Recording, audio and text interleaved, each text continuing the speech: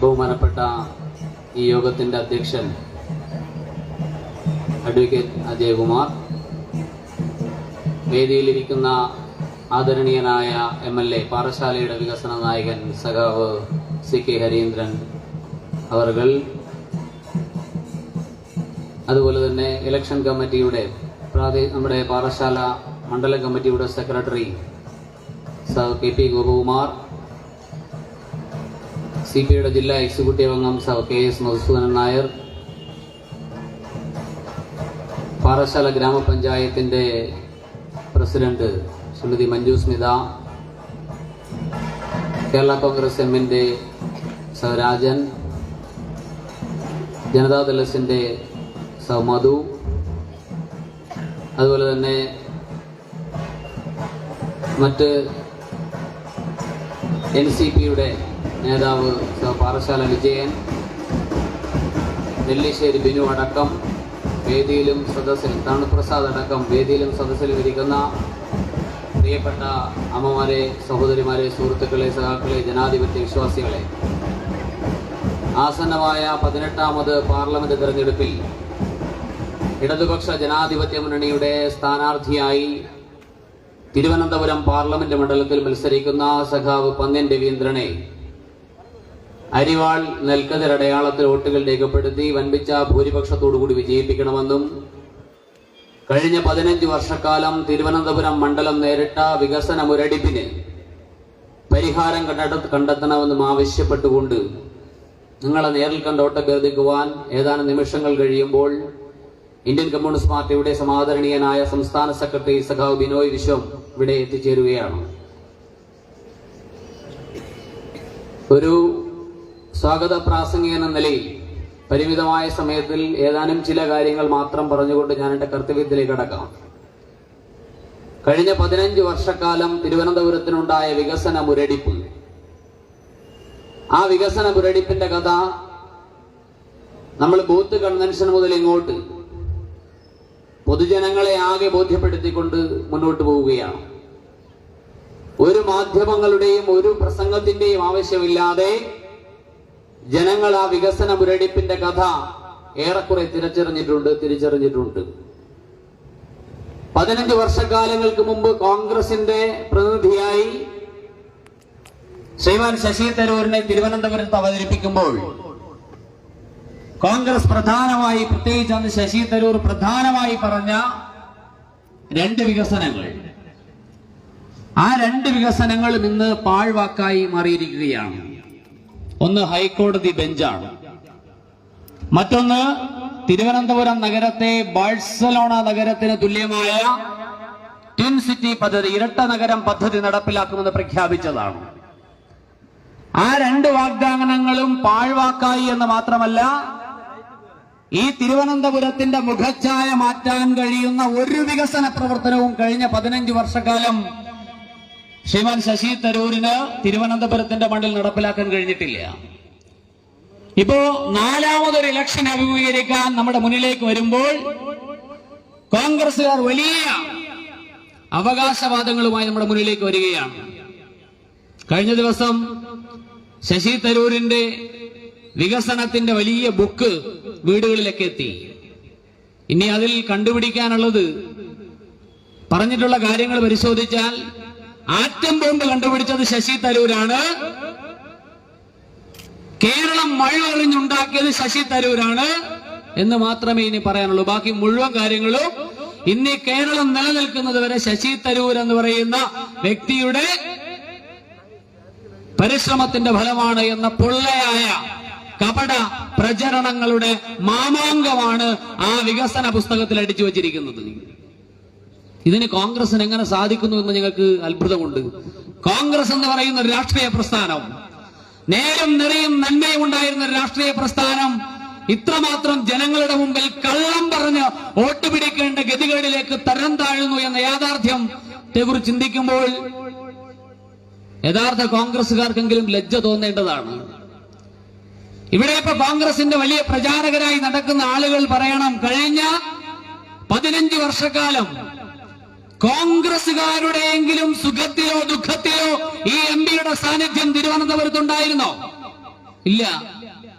ഒരിടവും EMP കണ്ടിട്ടില്ല എന്ന് മാത്രമല്ല, തിരുവനന്തപുരം വിമാനത്താവളം നരേന്ദ്രമോദി അദാനിക്ക് തീറെഴുതി കൊടുക്കുമ്പോൾ അതിനെതിരെ ഒരു ശബ്ദം ഉന്നയിക്കാതെ മൗനീഭാവയായി ലോകസഭയിൽ പഞ്ചപുച്ഛമടക്കിയിരുന്ന ഒരു MP-യാണ് ഇപ്പോൾ തിരുവനന്തപുരത്തിന്റെ സകല ഉന്നമനങ്ങളുടെയും അവകാശവാദം ഉന്നയിച്ചുകൊണ്ട് നമ്മുടെ മുന്നിലേക്ക് വരുന്നത്. ഇങ്ങനെ ഒരു MP-യെ നമുക്ക് ആവശ്യമുണ്ടോ എന്ന് ജനങ്ങൾ ചിന്തിച്ചു തുടങ്ങിയിരിക്കുന്നു. അതിന്റെ ഭാഗമാണ് കഴിഞ്ഞ ദിവസം ബാലരാമപുരത്ത് പര്യടനവുമായി വന്ന തരൂരിനെ കോൺഗ്രസ് പ്രവർത്തകർ തന്നെ കൂക്ക് വിളിച്ച് ഓടിക്കുന്ന ഒരു സാഹചര്യം ഉണ്ടായത് എന്ന്. അത് ആത്മാഭിമാനമുള്ള കോൺഗ്രസ്സുകാരുടെ കഥയാണ് ഞങ്ങൾ പറയുന്നത്. അവർക്ക് തന്നെ ബോധ്യമായി ഇങ്ങനെ ഒരു MP-യെ കൊണ്ട് കഴിഞ്ഞ 15 വർഷക്കാലം ഒരു ചുക്കും ചുണ്ണാമ്പും ചെയ്യാൻ കഴിഞ്ഞിട്ടില്ല എന്നുള്ള വാസ്തവം. ഇപ്പൊ 4.5 വർഷക്കാലം കഴിഞ്ഞപ്പോ പതിയെ തരൂർ വന്നു, വീണ്ടും ചിരിച്ച മുഖവുമായി വന്നു. ചോരികളിൽ വലിയ കമാനങ്ങളിൽ ഇപ്പോ നിങ്ങൾ പാറശാല മുതൽ തിരുവനന്തപുരം വരെയുള്ള വലിയ കെട്ടിടങ്ങളുടെ മുകളിൽ പ്രത്യക്ഷപ്പെടുന്ന വലിയ ഫ്ലെക്സ് ബോർഡുകളെല്ലാം തരൂരിന്റേതാണ്. ലക്ഷക്കണക്കിന് രൂപ മുടക്കിക്കൊണ്ട് നടത്തുന്ന ഈ പ്രചരണ മാമാങ്കങ്ങൾ ആ കോൺഗ്രസ് പാർട്ടിയുടെ സംസ്ഥാന പ്രസിഡന്റും അതുപോലെ തന്നെ പ്രതിപക്ഷ നേതാവും പറയുന്നു, ഞങ്ങൾക്ക് നാരങ്ങ വെള്ളം കുടിക്കാൻ പ്രവർത്തകർക്ക് കാശ് കൊടുക്കാനില്ല എന്ന് പറയുന്ന കോൺഗ്രസ് ലക്ഷക്കണക്കിന് രൂപ വിനിയോഗിച്ചുകൊണ്ട് ഈ പ്രചരണ മാമാങ്കങ്ങൾ എവിടെ നടത്തുന്നു? ഉത്തരം പറയണ്ടേ? 5 വർഷം 15 വർഷം കഴിയുമ്പോ വീണ്ടും വരുന്നു. ചിരിക്കുന്ന പടം, നിൽക്കുന്ന പടം, കരയുന്ന പടം, പലതരത്തിലുള്ള പടം, തരൂര് തന്നെ എന്ന പടം, തരൂർ ഉറപ്പാണെന്ന പടം. നാട്ടിലാകെ പ്രചരണ മാമാങ്കങ്ങൾ നടത്തി വീണ്ടും ജനഹൃദയങ്ങളിലേക്ക് കടന്നു കയറാനും അതിലൂടെ കൈപ്പത്തി വോട്ട് ചെയ്യാനും നിങ്ങളെ പ്രേരിപ്പിക്കുന്ന, ഇവിടത്തെ കോൺഗ്രസുകാരെ പ്രേരിപ്പിക്കുന്ന പ്രചരണ മാമാങ്കവുമായി കോൺഗ്രസിന്റെ പ്രതിനിധി മുന്നോട്ട് പോവുകയാണ്. ഞങ്ങൾ ചോദിക്കട്ടെ, ഇവിടെ കോൺഗ്രസുകാർ വലിയ പ്രചരണങ്ങളുമായി ഇറങ്ങിത്തിരിക്കുമ്പോൾ ഈ പറയുന്ന തരൂർ അടുത്ത 5 വർഷക്കാലമെങ്കിലും കോൺഗ്രസിന്റെ ഭാഗമായി ഉറച്ചു നിൽക്കുമെന്ന് ഏതെങ്കിലും ഒരു കോൺഗ്രസുകാരന്, കോൺഗ്രസിന്റെ സംസ്ഥാന അധ്യക്ഷന് നെഞ്ചത്ത് കൈവച്ച് പറയാൻ അർഹതയുണ്ടോ, കഴിവുണ്ടോ? ഞങ്ങൾ ചോദിക്കുകയാണ്. കഴിഞ്ഞ ദിവസം ഒരു പത്രമാധ്യമത്തിന് നൽകിയ അഭിമുഖത്തിൽ 2024 ഏറ്റവും മികച്ച പ്രധാനമന്ത്രി സ്ഥാനാർത്ഥി ആര് എന്ന ചോദ്യത്തിന് ഒരു സംശയവുമില്ലാതെ ചോദ്യം ചോദിക്കുമ്പോൾ ഒരു സംശയമില്ലാതെ, ഒരു ഉറപ്പുമില്ലാതെ തിരുവനന്തപുരത്തിന്റെ കോൺഗ്രസ് സ്ഥാനാർത്ഥി പറയുകയാണ് 2024 ഏറ്റവും മികച്ച പ്രധാനമന്ത്രി സ്ഥാനാർത്ഥി നരേന്ദ്രമോദിയാണ് എന്ന് പ്രഖ്യാപിക്കുന്ന ആളിന് വേണ്ടിയിട്ടാണ് കോൺഗ്രസ് ഇവിടെ കൈപ്പത്തി വോട്ട് ചോദിച്ച് നടക്കുന്നത് എന്ന കാര്യം നാം മറന്നു പോകരുത്. യൂത്ത് കോൺഗ്രസിന്റെ സംസ്ഥാന ജനറൽ സെക്രട്ടറി ആയിരുന്ന SP ഷൈൻലാൽ ഇപ്പോ യൂത്ത് കോൺഗ്രസ് ജനറൽ സെക്രട്ടറി സ്ഥാനം രാജിവെച്ച് ഇവിടെ സ്വതന്ത്രനായിട്ട് മത്സരിക്കുകയാണ്. കഴിഞ്ഞ ദിവസം പത്രസമ്മേളനം നടത്തി പറഞ്ഞു അയാൾ, ശശി തരൂർ അസം മുഖ്യമന്ത്രിയായിരിക്കുന്ന BJP നേതാവ് ഹിമന്ത വിശ്വ ശർമ്മയുമായും ഗുരുമൂർത്തി എന്ന BJP നേതാവുമായും അടച്ചിട്ട മുറിയിൽ സംസാരിച്ചു എന്ന് ഒരാൾ ആരോപണം ഉന്നയിക്കുന്നത് സഖാവ് പിണറായി വിജയനോ സീതാറാം യെച്ചൂരിയോ D രാജയോ ഗോവിന്ദ മാഷോ ബിനോയ് വിശ്വമല്ല, മുൻ കോൺഗ്രസുകാരനാണ്. കോൺഗ്രസിന്റെ യൂത്ത് കോൺഗ്രസിന്റെ സംസ്ഥാന ജനറൽ സെക്രട്ടറി ആയിരുന്ന ആളാണ്. ആ ആരോപണം ഉന്നയിക്കുമ്പോൾ ആ ആരോപണം നിഷേധിക്കാൻ പോലും തയ്യാറായില്ല എന്ന് മാത്രമല്ല, അതിനെതിരെ എന്തേ ഈ ആരോപണം തെറ്റാണ്, മാനനഷ്ടത്തിന് കേസ് കൊടുക്കാൻ കോൺഗ്രസിന്റെ സ്ഥാനാർത്ഥി തയ്യാറാകുന്നില്ല. അതിനർത്ഥം എന്താ? ചർച്ച നടത്തി ഗുരുമൂർത്തിയുമായും ഹിമന്ത വിശ്വ ശർമ്മയുമായും സംസാരിച്ചു എന്നതിന്റെ തെളിവല്ലേ? അത് തെളിവല്ലേ? അപ്പൊ അവസരം കിട്ടുമ്പോൾ BJPയിലേക്ക് പോകാൻ ചർച്ച നടത്തി BJPയിലേക്ക് നാളെ പോകാൻ അവസരം കാത്തിരിക്കുന്ന ഒരാളാണ് തിരുവനന്തപുരത്ത് കഴിഞ്ഞ 15 വർഷക്കാലമായി MP ആയിരിക്കുന്ന ഇപ്പോഴത്തെ സ്ഥാനാർത്ഥി എന്ന കാര്യം നാം മനസ്സിലാക്കണം. അവസരവാദിയായ ഒരു നേതാവിനെ നമുക്ക് വേണോ? കേവലം 3 വർഷവും 4 മാസക്കാലവും മാത്രം തിരുവനന്തപുരത്തിന്റെ MP ആയിരിക്കുമ്പോൾ സഖാവ് പന്ന്യൻ എന്ന് പറയുന്ന നമ്മുടെ സ്ഥാനാർത്ഥി 2005 MP ആയി വരുന്നു. 2009 MP സ്ഥാനം പൂർത്തിയാക്കുന്നു. അങ്ങനെ 40 മാസക്കാലം മാത്രം MP ആയിരുന്ന ഒരു മനുഷ്യൻ, അദ്ദേഹം ഈ തിരുവനന്തപുരത്തിന്റെ മണ്ണിൽ നടപ്പിലാക്കിയ വികസന പ്രവർത്തനങ്ങൾ ഇപ്പോ എല്ലായിടവും പാട്ടല്ലേ. സഖാവ് പന്ന്യനെ വീണ്ടും സ്ഥാനാർത്ഥിയായി പ്രഖ്യാപിക്കുമ്പോൾ ഇവിടത്തെ കോൺഗ്രസുകാർ ഉൾപ്പെടെയുള്ളവർ ചോദിച്ചു, കഴിഞ്ഞ തവണ പന്ന്യൻ MP ആയിരിക്കുമ്പോൾ എന്ത് ചെയ്തു? അക്കമിട്ട് നിരത്തിയല്ലേ ഞങ്ങൾ വോട്ട് പിടിച്ചത്, ഞങ്ങൾ വോട്ട് ചോദിക്കുന്നത്?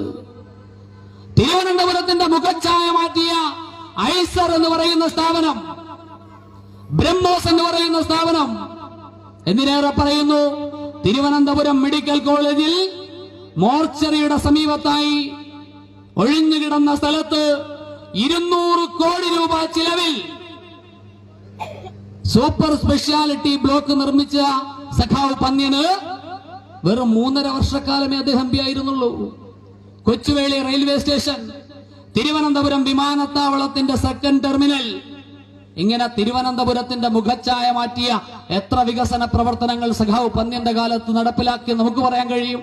ഇതുപോലെ അക്കമിട്ട് നിരത്താൻ വർഷത്തിൽ 365 ദിവസവും തിരുവനന്തപുരത്തേക്ക് തിരിഞ്ഞു നോക്കാത്ത ഈ MPക്കോ അദ്ദേഹത്തിന്റെ രാഷ്ട്രീയ പ്രസ്ഥാനത്തിനോ ഇത് സാധിക്കോ?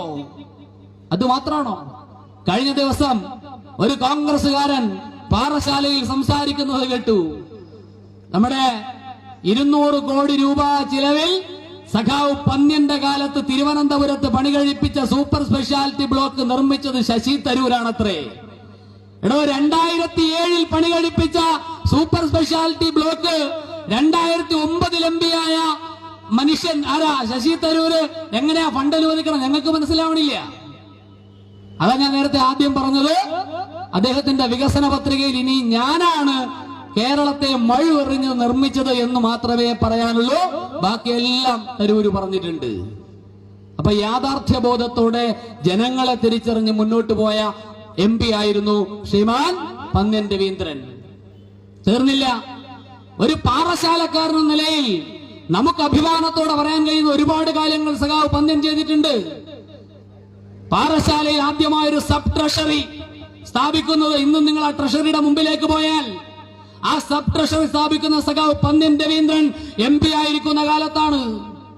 ഞാൻ വരുന്ന Anavoor government higher secondary school ഉൾപ്പെടെ, നെയ്യാറ്റിൻകരയിലെ government boys higher secondary school ഉൾപ്പെടെ, മഞ്ചവിളാകം ഗവൺമെന്റ് UPS ഉൾപ്പെടെ, കീഴാറൂർ ഗവൺമെന്റ് UPS ഉൾപ്പെടെ എത്രയെത്ര വിദ്യാലയങ്ങൾക്കാണ് സഖാവ് പന്ന്യൻ രവീന്ദ്രൻ MP ആയിരിക്കുമ്പോൾ ഫണ്ട് അനുവദിച്ചതെന്ന്. അന്ന് ഒരു MPക്ക് കിട്ടുന്ന വാർഷിക ഫണ്ട് എന്ന് പറയുന്ന 2 കോടി രൂപയാണ്. സഖാവ് പന്ന്യൻ MP ആയിരിക്കുമ്പോൾ കിട്ടുന്നത് ഒരു വർഷം 2 കോടിയാ.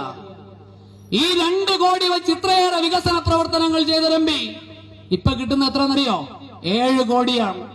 ശശി തരൂരിന്റെ ആസ്തിയിൽ ഇനിയും 19 കോടി രൂപ ചിലവാക്കാതെ ബാക്കിയുണ്ട് എന്നാണ് കണക്ക്. പാർലമെന്റിൽ അറ്റൻഡൻസ് പരിശോധിച്ചാൽ ഈ MPയുടെ സ്ഥാനം വളരെ താഴെയാണ്. തിരുവനന്തപുരത്തെ അറ്റൻഡൻസ് പരിശോധിച്ചാൽ ഈ MPയുടെ സ്ഥാനം 0ആണ്. തിരുവനന്തപുരത്തുമില്ല, പാർലമെന്റിലുമില്ല. പിന്നെ എവിടെയാണ്? പരിശോധിക്കേണ്ടിയിരിക്കുന്നു. ഞാൻ ഒരു സ്ഥാനാർത്ഥിയെ കുറിച്ചും വ്യക്തിപരമായി കൂടുതൽ പറയാൻ ആഗ്രഹിക്കുന്നില്ല. അതുകൊണ്ട് അദ്ദേഹത്തിന്റെ സാന്നിധ്യം എവിടെയായിരുന്നു എന്ന് പരിശോധിക്കേണ്ടിയിരിക്കുന്നു. മെഹർ തരാറുമാരുടെ, സുനന്ദ പുഷ്കർമാരുടെ പിന്നാലെ ആയിരുന്നോ എന്ന് കോൺഗ്രസ് മറുപടി പറയണം. മൂന്നാമത്തെ ആളാരാ ഇവിടെ മത്സരിക്കുന്നത്? ശ്രീമാൻ രാജീവ് ചന്ദ്രശേഖരൻ. എന്താ പറയുന്നത്? ഇപ്പൊ BJP പറയുന്നത് തിരുവനന്തപുരത്തുകാരെ ആകെ ഉടലോടെ സ്വർഗത്ത് കൊണ്ടുപോകുന്ന, ജയിച്ചു വന്നാൽ എല്ലാ തിരുവനന്തപുരത്തുകാരനെ ഉടലോടെ സ്വർഗത്ത് കൊണ്ടുപോകാൻ ബാധ്യസ്ഥനാണ് ഞാൻ. നിങ്ങളിപ്പോ പോയി പാറശാലയിൽ ഒരു റെയിൽവേ സ്റ്റേഷനിൽ നമുക്കിവിടെ ഉണ്ടല്ലോ, അതിപ്പോ തരം താഴ്ത്താനുള്ള നടപടിയുമായി മുന്നോട്ട് പോയപ്പോ പ്രതികരിച്ചത് നമ്മളാണല്ലോ. അന്നും ഈ MP ഇവിടെ ആരും കണ്ടില്ലല്ലോ. ഇപ്പൊ നിങ്ങൾ പോയി പാറശാലയിൽ ഒരു ഇന്റർനാഷണൽ എയർപോർട്ട് വേണം എന്നാവശ്യപ്പെട്ടാൽ രാജീവ് ചന്ദ്രശേഖരനും പാർട്ടിയും പറയും തരാം. എന്ത് ചോദിച്ചാലും തരാൻ വില്ലിങ്ങാണ്. പക്ഷെ ഏപ്രിൽ 26 വരെ മാത്രമേ ആ തരലുള്ളൂ. അത് കഴിഞ്ഞാൽ പോകും. എവിടേക്കാ? സ്വന്തം നാട്ടിലേക്ക്. ഈ മഹാന്റെ പ്രത്യേകത എടുത്തു പറയണോ? കഴിഞ്ഞ 18 വർഷമായി ലോകസഭയിലും രാജ്യസഭയിലും MP ആയിരിക്കുന്ന ഒരാൾ സ്വന്തം മണ്ഡലത്തിലെ കുടിവെള്ളക്ഷാമത്തിന് പോലും പരിഹാരം കാണാൻ കഴിയാതെ അവിടുത്തെ ജനങ്ങൾ ആട്ടിയോടിച്ച് തിരുവനന്തപുരത്ത് വന്ന് കെട്ടിത്തൂക്കി ഇറക്കിയതായി ഇദ്ദേഹത്തെ തിരിച്ചറിയേണ്ടത് നമ്മള്. എന്നിട്ട് പറയുന്നു മോഡിയുടെ ഗ്യാരണ്ടിയാണ്. എന്താണ് ഗ്യാരണ്ടി? ഇപ്പോ പത്രമാധ്യമങ്ങൾ തുറന്നാൽ അറിയാലോ, ഗ്യാരണ്ടിയാണ്. എല്ലായിടത്തും ഗ്യാരണ്ടിയാണ്. നരേന്ദ്രമോദിയുടെ ഗ്യാരണ്ടിയാണ്. കൊച്ചുകുട്ടികൾ വരെ പാടി നടക്കുന്നുണ്ട് നരേന്ദ്രമോദിയുടെ ഗ്യാരണ്ടി. അവർക്ക് എന്താ ഗ്യാരണ്ടി എന്നറിയില്ല. അപ്പൊ നരേന്ദ്രമോദിയുടെ ഗ്യാരണ്ടിയാണ് അത്ര ഇദ്ദേഹം കേന്ദ്രമന്ത്രിയാക്കുമെന്നാ പറയുന്നത്. ജയിച്ചിട്ട് വേണ്ടേ കേന്ദ്രമന്ത്രിയാക്കാൻ? അതും തിരുവനന്തപുരത്ത്. തലകുത്തി അഭ്യാസം നടത്തിയാലും ഇലക്ട്രൽ ബോണ്ടിലൂടെ സ്വരൂപിച്ച 6400 കോടി രൂപ തിരുവനന്തപുരത്തിലെ സാധാരണക്കാരായ വോട്ടർമാരുടെ കാൽക്കീഴിൽ വെച്ച് സാഷ്ടാംഗം വീണാലും ഈ തിരുവനന്തപുരത്തിന്റെ മണ്ണിൽ നിന്നും താമര വിരിയില്ല എന്ന് പ്രഖ്യാപിക്കാൻ കഴിയുന്നവരാണ് ഇവിടത്തെ ഇടതുപക്ഷത്തിന്റെയും ജനാധിപത്യ വിശ്വാസികളും എന്ന് നാം തിരിച്ചറിയണം. ഇന്ത്യയെ വിറ്റ പണമല്ലേ തിരുവനന്തപുരം വിമാനത്താവളം ഉൾപ്പെടെ വിഴിഞ്ഞം തുറമുഖം ഉൾപ്പെടെ അദാനിക്ക് തീറെഴുതിയ പണം BJPയുടെ കയ്യിലുണ്ട്. ആ കോടികളാണ് ചന്ദ്രശേഖരന്റെ പ്രചരണ മാമാങ്കങ്ങളിൽ ഈ പാറശാലയിൽ ഉൾപ്പെടെ ഒഴുകുന്നത് എന്ന് നാം മനസ്സിലാക്കിക്കൊള്ളണം. ആളുകളെ വിലക്കെടുക്കുകയല്ലേ? ദിവസം 2000-നും 3000-നും ആളുകളെ വിലക്കെടുത്ത് പ്രചരണം നടത്തുന്ന പ്രക്രിയയുമായി BJP മുന്നോട്ട് പോകല്ലേ? അതിനെയൊന്നും നമ്മൾ ഭയപ്പെടുന്നില്ല. അതിനു പുറമെ വലിയ വലിയ റോഡ് ഷോകൾ നരേന്ദ്രമോദി നേരിട്ട് രംഗത്തിറങ്ങുന്നു, ഗ്യാരണ്ടികൾ പ്രഖ്യാപിക്കുന്നു. ഇവിടെ വലിയ ഗ്യാരണ്ടികൾ പ്രഖ്യാപിക്കുന്ന BJPയോട് ഞങ്ങൾ ചോദിക്കുന്നു, നിങ്ങൾ നാഴികയ്ക്ക് 40 വട്ടം സ്ത്രീ സുരക്ഷയെക്കുറിച്ച്, അതുപോലെ സ്ത്രീ വിമോചനത്തെക്കുറിച്ച്, സ്ത്രീ ഉന്നമനത്തെക്കുറിച്ച് സംസാരിക്കുന്ന BJP ബേട്ടി ബച്ചാവോ, ബേട്ടി പഠാവോ, ബേട്ടി പഠാവോ, ബേട്ടി ബച്ചാവോ എന്ന് പ്രഖ്യാപിക്കുന്ന BJPയോട് ഞങ്ങൾ ചോദിക്കുകയാണ്, മണിപ്പൂരിൽ മറന്നുപോയോ നിങ്ങൾ? ഒരു സൈനികന്റെ ഭാര്യയെ, കാർഗിൽ യുദ്ധത്തിൽ പോരാളിയായ ഒരു സൈനികന്റെ ഭാര്യയെ പട്ടാപ്പകൽ തെരുവിലൂടെ നഗ്നയാക്കി ആയിരക്കണക്കിന് മനുഷ്യ കോപരങ്ങൾ നടത്തിക്കൊണ്ടു പോകുമ്പോൾ എവിടെയായിരുന്നു നിങ്ങളുടെ ബേട്ടി ബച്ചാവോ? എവിടെയായിരുന്നു നിങ്ങളുടെ ബേട്ടി പഠാവോ? 70 ദിവസം നരേന്ദ്രമോദി മൗനേന്ദ്രമോദിയായി പാർലമെന്റിനുള്ളിൽ തലകുനിച്ചിരുന്നില്ലേ? ഒരക്ഷരം മിണ്ടിയോ? മാധ്യമങ്ങൾ പിന്നാലെ നടന്നില്ലേ? ഒരക്ഷരം മിണ്ടാതെ നരേന്ദ്രമോദി പണ്ട് മൻമോഹൻ സിംഗ് ഇന്ത്യയുടെ പ്രധാനമന്ത്രിയായിരുന്നപ്പോൾ അദ്ദേഹത്തെ വിളിച്ച് കളിയാക്കി മൗനമോഹന സിംഗ് എന്ന്. മൗനമോഹന സിംഗ്.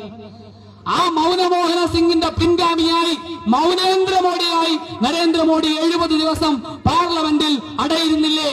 ഒരക്ഷരം മിണ്ടാതെ മണിപ്പൂരിനെ കുറിച്ച് സംസാരിക്കാതെ എവിടെയായിരുന്നു? ബേട്ടി ബച്ചാവോ പറയുന്ന ഈ BJPയുടെ സ്ത്രീ പക്ഷപാതവും എന്താണ്, സ്ത്രീ ഉന്നമനവും സ്ത്രീത്വ സമുദ്ധാരണവും എന്താണ്, ബേട്ടി പഠാവോ ഒക്കെ എവിടെയാ? ഇതാണോ നരേന്ദ്രമോദിയുടെ ഗ്യാരണ്ടി? ഇതാണോ നരേന്ദ്രമോദിയുടെ ഗ്യാരണ്ടി? പണ്ട് പഞ്ചായത്ത് മുതൽ പാർലമെന്റ് വരെ മത്സരിക്കാൻ BJP കൊണ്ടു നടന്ന രാജഗോപാൽ എന്ന വയോവൃദ്ധനായ മനുഷ്യനെ ഓർമ്മയുണ്ടോ നിങ്ങൾക്ക്? കഴിഞ്ഞതിന്റെ അങ്ങേ തവണ തിരുവനന്തപുരം പാർലമെന്റിൽ അദ്ദേഹത്തെ സ്ഥാനാർത്ഥിയായി കൊണ്ടുവരുമ്പോൾ ഇവിടത്തെ പാവപ്പെട്ട തൊഴിലുറപ്പ് തൊഴിലാളികൾക്ക് നിങ്ങൾ നൽകിയ വാഗ്ദാനമുണ്ട്. BJP നൽകിയ വാഗ്ദാനം എന്തായിരുന്നറിയോ? ഞങ്ങൾ പാവപ്പെട്ടവന്റെ തൊഴിലുറപ്പ് കൂലി 500 രൂപയാക്കും. ഓർമ്മയുണ്ടോ? ആക്കിയോ? വർഷം 15 കഴിഞ്ഞില്ലേ? BJP പറഞ്ഞ വാഗ്ദാനം എന്താ? ഇപ്പൊ ഇലക്ഷൻ എടുത്തപ്പോൾ നമ്മുടെയും നിങ്ങളുടെയും ഒക്കെ കണ്ണിൽ പൊടിയിടാൻ 13 രൂപ വർദ്ധിപ്പിച്ച ഇവർക്ക് 500 രൂപയാക്കി തൊഴിലുറപ്പുകാരന്റെ കൂലി വർദ്ധിപ്പിക്കുമെന്ന് പറഞ്ഞ നരേന്ദ്രമോദിയുടെ ഗ്യാരണ്ടി എവിടെ? നോട്ട് നിരോധനത്തിന്റെ കാലത്ത് ഓർമ്മയുണ്ടോ? നോട്ട് നിരോധനത്തിന്റെ കാലം കയ്യിലിരുന്ന 1000-ന്റെയും 500-ന്റെയും നോട്ടുകൾ കൊണ്ട് ബാങ്കുകളുടെ മുമ്പിൽ, പോസ്റ്റ് ഓഫീസുകളുടെ മുമ്പിൽ, കച്ചവട സ്ഥാപനങ്ങളുടെ മുമ്പിൽ ക്യൂ നിന്ന അമ്മമാരെ, സഹോദരിമാരെ, സഹോദരങ്ങളെ എങ്ങനെ മറക്കാൻ കഴിയും? 2000-ന്റെ ചിപ്പ് ഘടിപ്പിച്ച നോട്ടുകൾ പുറത്തിറങ്ങുമെന്ന് പ്രഖ്യാപിച്ച് ഇവിടത്തെ കള്ളപ്പണം പിടിച്ചെടുക്കുമെന്ന കപട വാഗ്ദാനം നൽകി സ്വിസ് ബാങ്കിലുള്ള കള്ളപ്പണം കൊണ്ടുവന്ന് നിങ്ങളുടെയും എന്റെയും അക്കൗണ്ടിൽ 15 ലക്ഷം രൂപ വീതം നിക്ഷേപിക്കുമെന്ന് പറഞ്ഞ ആ പണം എവിടെ? നരേന്ദ്രമോദിയുടെ ഗ്യാരണ്ടി എവിടെ? പറയാൻ തയ്യാറാവണ്ടേ? എവിടെയാ ഗ്യാരണ്ടി? 15 ലക്ഷം കിട്ടിയോ എന്ന് മാത്രമല്ല, ആ രണ്ടാ കൊട്ടിഘോഷിച്ച് BJP ഇറക്കിയ നോട്ട് അന്നിവിടെ സംഘപുത്രന്മാർ പ്രചരിപ്പിച്ചു.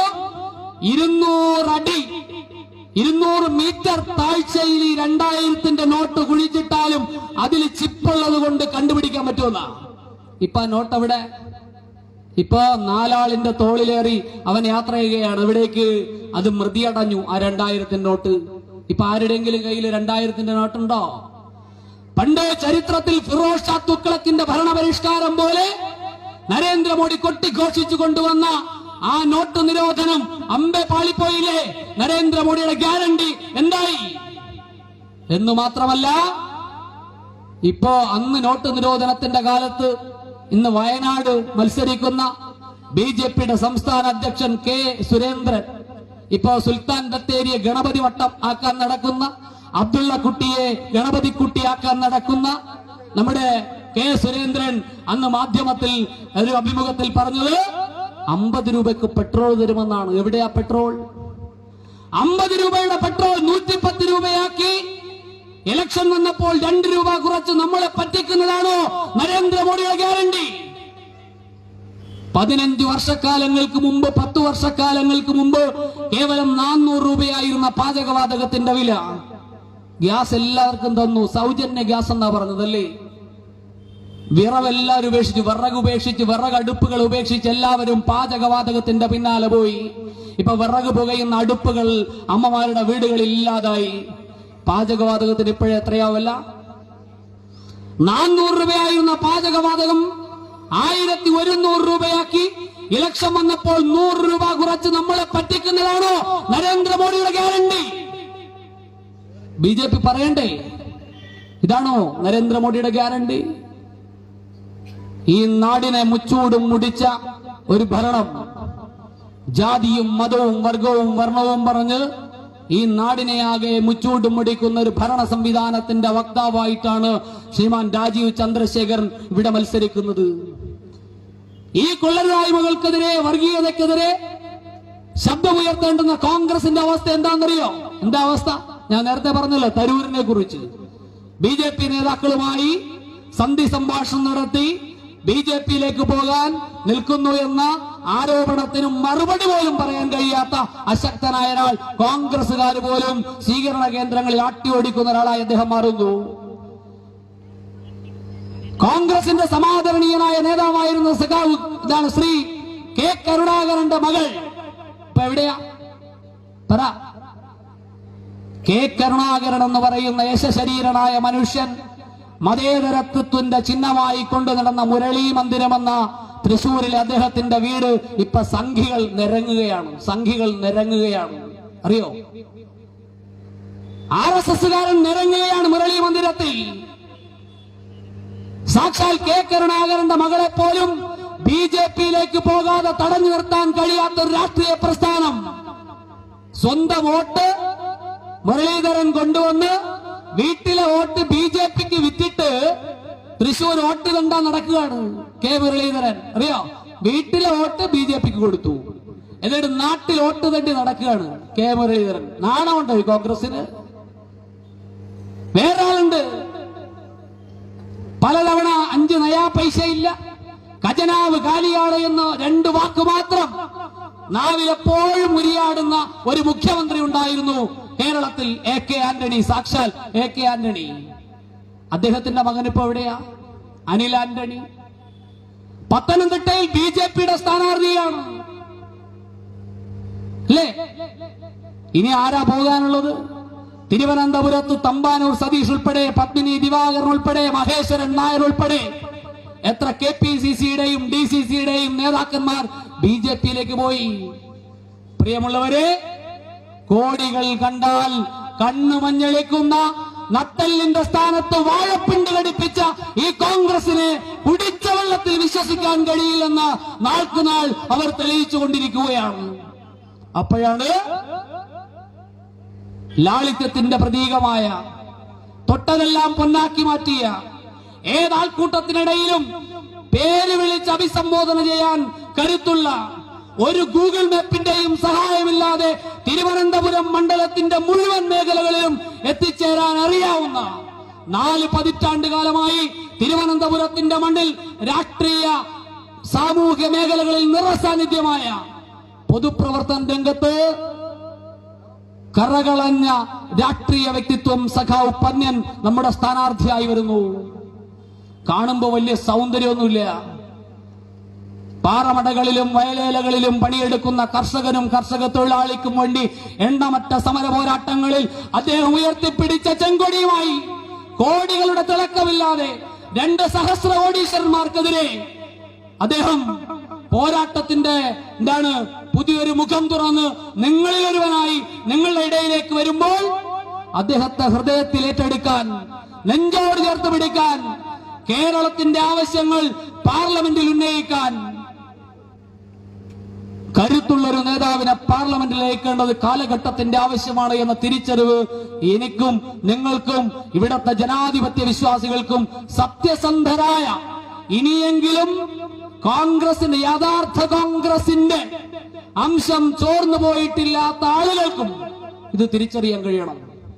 കേരളത്തിന് വേണ്ടി സംസാരിക്കുന്ന ആളുകൾ പാർലമെന്റിൽ ഇല്ലാത്തതിന്റെ ഫലമാണ് ഇന്ത്യയുടെ ചരിത്രത്തിൽ ആദ്യമായ ഒരു മുഖ്യമന്ത്രിക്ക് പാർലമെന്റിന് മുന്നിൽ ഡൽഹിക്ക് മുമ്പിൽ പോയി മന്ത്രിസഭ ഒന്നടങ്കം പോയി സമരം ചെയ്യേണ്ടി വന്നത്. ഇല്ലേ? കേരളത്തിന് ലഭിക്കേണ്ട 57,600 കോടി രൂപ തരാതായപ്പോൾ ഇന്ത്യയുടെ ചരിത്രത്തിൽ ആദ്യമായി സഖാവ് പിണറായി വിജയൻ എന്ന് പറയുന്ന മുഖ്യമന്ത്രിക്ക് മന്ത്രിസഭ ഒന്നടങ്കം സഖാവ് CK ഉൾപ്പെടെ ഡൽഹിയിലേക്ക് പോയില്ലേ? സമരം ചെയ്തില്ലേ? അന്ന് VD സതീശനും K സുധാകരനും എന്താ പറഞ്ഞത്? പിണറായിയുടെ നാടകമാണ് എന്നാണ്. ഓർമ്മയുണ്ടോ? നമ്മൾ നാടകം കളിക്കാൻ പോകുന്നതിന്റെ തലേ ദിവസം തന്നെ ഇവര് ഭരിക്കുന്ന കർണാടകയിൽ സിദ്ധരാമയ്യയും DK ശിവകുമാറും ഡൽഹിക്ക് പോയത് നാടകം കളിക്കാനായിരുന്നോ കോൺഗ്രസ്? നിങ്ങൾക്ക് കിട്ടേണ്ടുന്ന കർണാടകയിൽ കോൺഗ്രസ് ഭരണം നടത്തുന്ന കർണാടകയിലെ അവകാശങ്ങൾ നേടിയെടുക്കാൻ കർണാടക മുഖ്യമന്ത്രിയും ഉപമുഖ്യമന്ത്രിയും മന്ത്രിസഭയും ഡൽഹിക്ക് പോയി സമരം ചെയ്യേണ്ട ഗതികേടുണ്ടാക്കി. അവിടെയും BJP അല്ലാതെ ഭരിക്കുന്ന കക്ഷികളുള്ള ഇടങ്ങളിലെല്ലാം ആ സർക്കാരുകളെ ഉപദ്രവിക്കാനുള്ള പ്രവണതയുമായി BJP മുന്നോട്ട് പോകുമ്പോൾ പ്രിയപ്പെട്ടവരെ, കേരളത്തിന്റെ അവകാശങ്ങൾ ചോദിച്ചു വാങ്ങാൻ, കേരളത്തിനെതിരെ ഉയരുന്ന കൈവിരലുകളെ അടിച്ചമർത്താൻ, ഈ കേരളത്തിന്റെ അവകാശ സമര പോരാട്ടങ്ങൾക്ക് നേതൃത്വം കൊടുക്കാൻ കോടികൾ കണ്ടാൽ കണ്ണു മഞ്ഞളിക്കാത്ത, നട്ടല്ലുറപ്പുള്ള, വാക്കുകൾക്ക് ധൈര്യമുള്ള സഖാവ് പന്ന്യനെ പോലെയുള്ള സാരഥികൾ തിരുവനന്തപുരത്തിന്റെ എന്നല്ല കേരളത്തിലെ 20 മണ്ഡലങ്ങളിൽ നിന്നും ജയിച്ചു പോകേണ്ടത് കാലഘട്ടത്തിന്റെ ആവശ്യമാണ് എന്ന ഓർമ്മപ്പെടുത്തലോടെ അരിവാൾ നെൽക്കതിരടയാളത്തിൽ വോട്ടുകൾ രേഖപ്പെടുത്തി സഖാവ് പന്ന്യൻ രവീന്ദ്രനെ വൻപിച്ച ഭൂരിപക്ഷത്തോടുകൂടി വിജയിപ്പിക്കണമെന്ന് അഭ്യർത്ഥിച്ച് ഞാൻ എന്റെ കർത്തവ്യത്തിലേക്ക് കടക്കുന്നു. സ്വാഗതം ആശംസിക്കുക എന്നുള്ളതാണ് എന്റെ കർത്തവ്യം.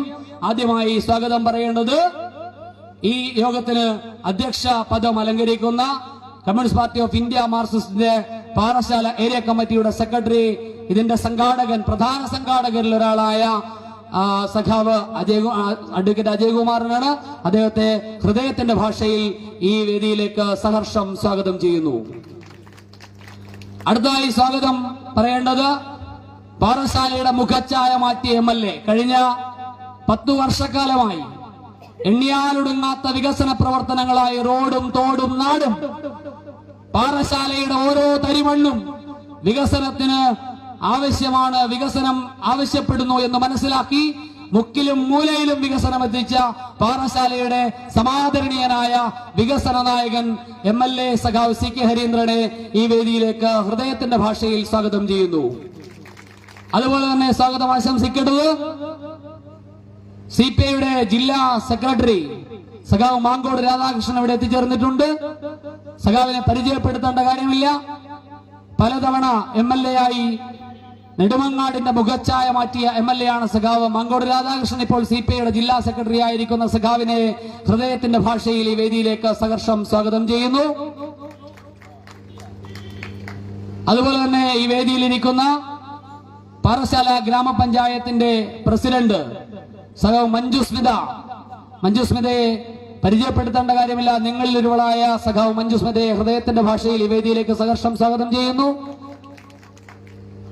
അതുപോലെ തന്നെ CPIയുടെ ജില്ലാ എക്സിക്യൂട്ടീവ് അംഗം സഖാവ് KS മധുസൂദനൻ നായർ, അദ്ദേഹത്തെ ഈ വേദിയിലേക്ക് സഹർഷം സ്വാഗതം ചെയ്യുന്നു. NCPയുടെ നേതാവ് സഖാവ് പാറശാല വിജയൻ ഇവിടെയുണ്ട്, അദ്ദേഹത്തെ ഹൃദയത്തിന്റെ ഭാഷയിൽ സ്വാഗതം ചെയ്യുന്നു. RJDയുടെ നേതാവ് സഖാവ് നെല്ലിശ്ശേരി ബിനു ഇവിടെയുണ്ട്, അദ്ദേഹത്തെ ഹൃദയത്തിന്റെ ഭാഷയിൽ ഈ വേദിയിലേക്ക് സഹർഷം സ്വാഗതം ചെയ്യുന്നു. കേരള കോൺഗ്രസ് എമ്മിന്റെ സഖാവ് രാജൻ ഇവിടെ ഇരിപ്പുണ്ട്, സഖാവ് രാജനെ ഹൃദയത്തിന്റെ ഭാഷയിൽ ഈ വേദിയിലേക്ക് സഹർഷം സ്വാഗതം ചെയ്യുന്നു. അതുപോലെ തന്നെ ജനതാദൾ എസിന്റെ നേതാവ് സഖാവ് നമ്മുടെ മധുവണ്ണൻ ഇവിടെയുണ്ട്, മധുവണ്ണനെ ഹൃദയത്തിന്റെ ഭാഷയിൽ വേദിയിലേക്ക് സഹർഷം സ്വാഗതം ചെയ്യുന്നു. അതുപോലെ തന്നെ താണു പ്രസാദ് കോൺഗ്രസ് എസിന്റെ പ്രതിനിധിയാണ്. വളരെ കാലം ഇടതുപക്ഷ ജനാധിപത്യ മുന്നണിയുടെ മണ്ഡലം കൺവീനറായി പ്രവർത്തിച്ച വളരെ സീനിയറായ അദ്ദേഹത്തെ ഹൃദയത്തിന്റെ ഭാഷയിൽ ഈ വേദിയിലേക്ക് സഹർഷം സ്വാഗതം ചെയ്യുന്നു.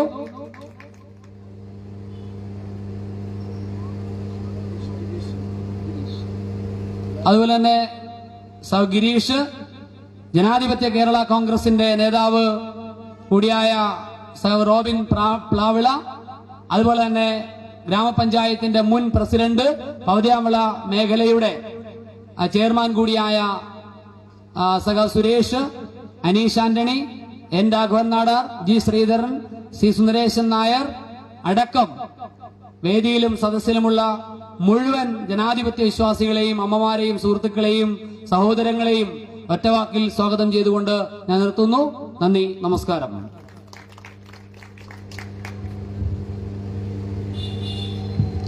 പ്രിയമുള്ളവരെ, ഏതാനും നിമിഷങ്ങൾക്കകം നമ്മുടെ ഉദ്ഘാടകൻ സമാരാധനായിട്ടുള്ള CPIയുടെ സംസ്ഥാന സെക്രട്ടറി എത്തും. അതിനു മുമ്പ് നമ്മുടെ ഈ മണ്ഡലത്തിന്റെ വികസന നായകൻ, നമ്മുടെ ഈ പ്രദേശത്താകെ സംഘടനാ രംഗത്തും അതിലുപരിയായി വികസന പ്രവർത്തനങ്ങൾക്കും നേതൃത്വം കൊടുക്കുന്ന CPIയുടെ ജില്ലാ സമിതി അംഗം കൂടിയായിട്ടുള്ള പ്രിയങ്കരനായിട്ടുള്ള MLA സഖാവ് CK ഹരീന്ദ്രൻ നിങ്ങളെ സംബോധന ചെയ്ത് സംസാരിക്കും.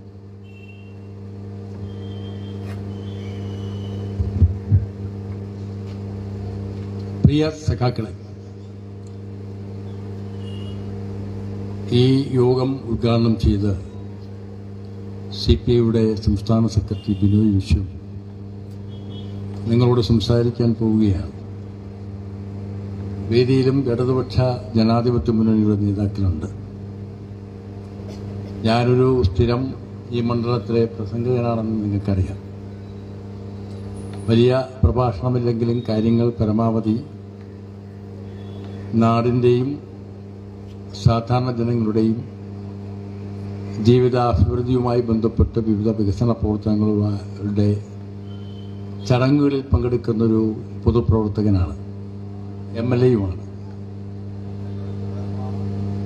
നമ്മുടെ പന്ന്യനും ഒരു ജനപ്രതിനിധിയായി പാർലമെന്റിലെത്താൻ ഈ ലോക്സഭാ തെരഞ്ഞെടുപ്പിൽ മത്സരിക്കുന്നുണ്ട്. വളരെ അത്യന്തം അപകടകരമായ ഒരു സാഹചര്യത്തിലേക്ക് നമ്മുടെ രാജ്യം നീങ്ങിക്കൊണ്ടിരിക്കുന്നു എന്ന് നമ്മൾ തിരിച്ചറിയണം.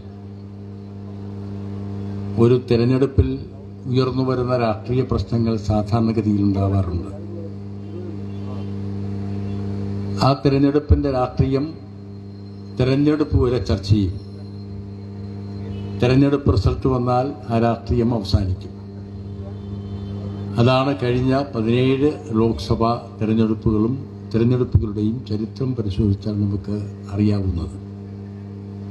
തെരഞ്ഞെടുപ്പ് കഴിയുന്നതോടുകൂടി ആ ഒരു ഡിബാറ്റ്, പരസ്യമായിട്ടുള്ള വാദപ്രതിവാദങ്ങൾ ഏറെക്കുറെ അവസാനിക്കും.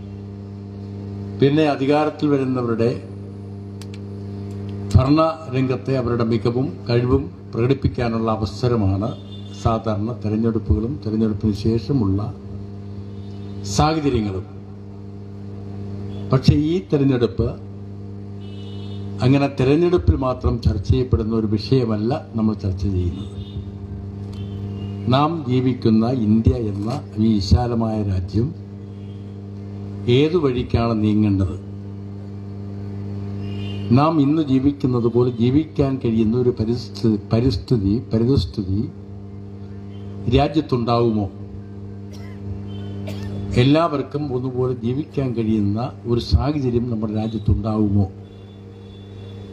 ഈ കാര്യത്തെക്കുറിച്ച് കൂലങ്കക്ഷമായി ചിന്തിക്കുന്ന ഒരു ഘട്ടത്തിലാണ് നാം ഈ തെരഞ്ഞെടുപ്പിൽ അതിൻ്റെ പ്രവർത്തനങ്ങൾക്ക് നേതൃത്വം കൊടുക്കുന്നത്. ആശങ്കയോടുകൂടിയാണ് രാജ്യത്തെ ജനങ്ങൾ ഈ തെരഞ്ഞെടുപ്പിനെ നോക്കിക്കാണുന്നത്. എപ്പോഴും ഇന്നും ചില തെരഞ്ഞെടുപ്പ് പരിപാടികളുമായി ബന്ധപ്പെട്ട് ഈ മണ്ഡലത്തിൽ സഞ്ചരിക്കുമ്പോൾ നമ്മുടെ നാട്ടിലെ മൈനോറിറ്റി വരുന്ന വിഭാഗം, കേരളത്തിലത് മെജോറിറ്റിയാണ്, പ്രത്യേകിച്ച് ക്രൈസ്തവ മുസ്ലിം ജനവിഭാഗങ്ങളിൽ ഈ BJPയെ പരാജയപ്പെടുത്താനാവുമോ എന്ന ചോദ്യം ചോദിക്കുന്നവരുണ്ട്. ഒരുപക്ഷെ പണം കൊണ്ട് വോട്ട് പിടിക്കാൻ സാധ്യതയില്ലേ? ഞാൻ നിങ്ങളോട് ഒരു കാര്യം ഉറപ്പിച്ചു പറയുന്നു. കേരളത്തിൽ ഈ തെരഞ്ഞെടുപ്പിൽ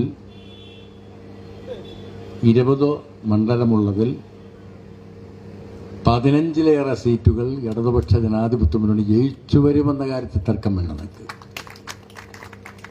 ആധികാരികമായിട്ടുള്ള കണക്കുകൾ വെച്ചുകൊണ്ടാണ് ഞങ്ങൾ പറയുന്നത്.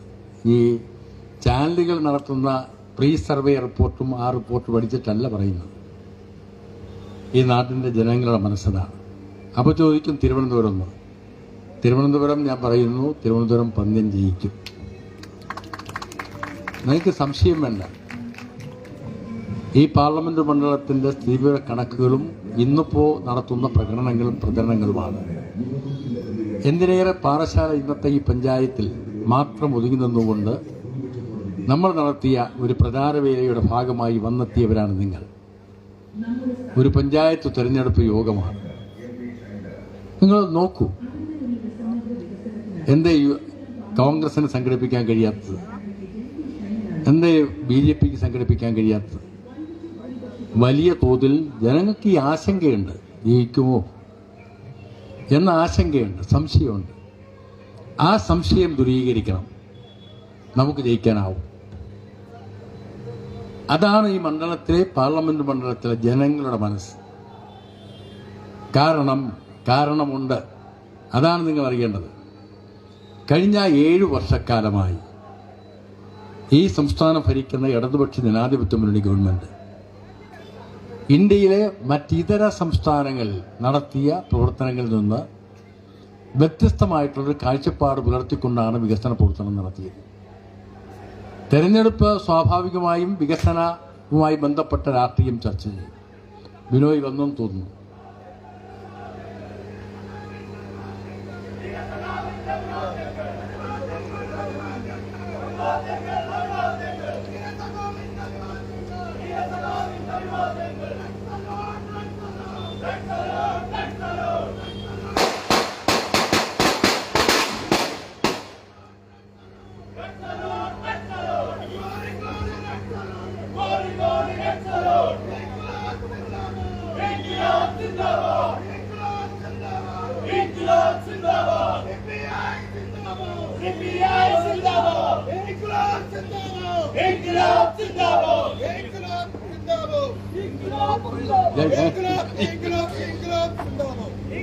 അപ്പോ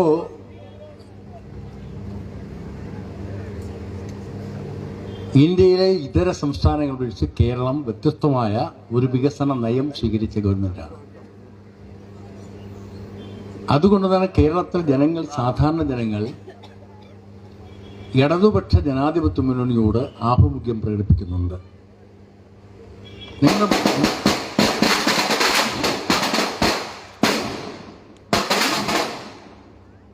ഇടതുപക്ഷ ജനാധിപത്യ മുന്നണിയോട് ആഭിമുഖ്യം പ്രകടിപ്പിക്കുന്നുണ്ട്. കാരണം 2016 വരെ ഇടതുപക്ഷ ജനാധിപത്യ മുന്നണി പിണറായി വിജയന്റെ നേതൃത്വത്തിൽ ഒരു ഗവൺമെന്റ് രൂപീകരിക്കുന്നതുവരെ കേരളത്തിന്റെ അവസ്ഥ എന്തായിരുന്നു? പള്ളിയിലെ ഫാദർമാർ, അച്ഛന് ജോബ് ചിറ്റലപ്പള്ളിയെ പോലുള്ള പള്ളിയിലെ അച്ഛന്മാർക്ക് പോലും സ്വൈരത ഉണ്ടായിരുന്ന ഒരു കാലമായിരുന്നില്ല കേരളം.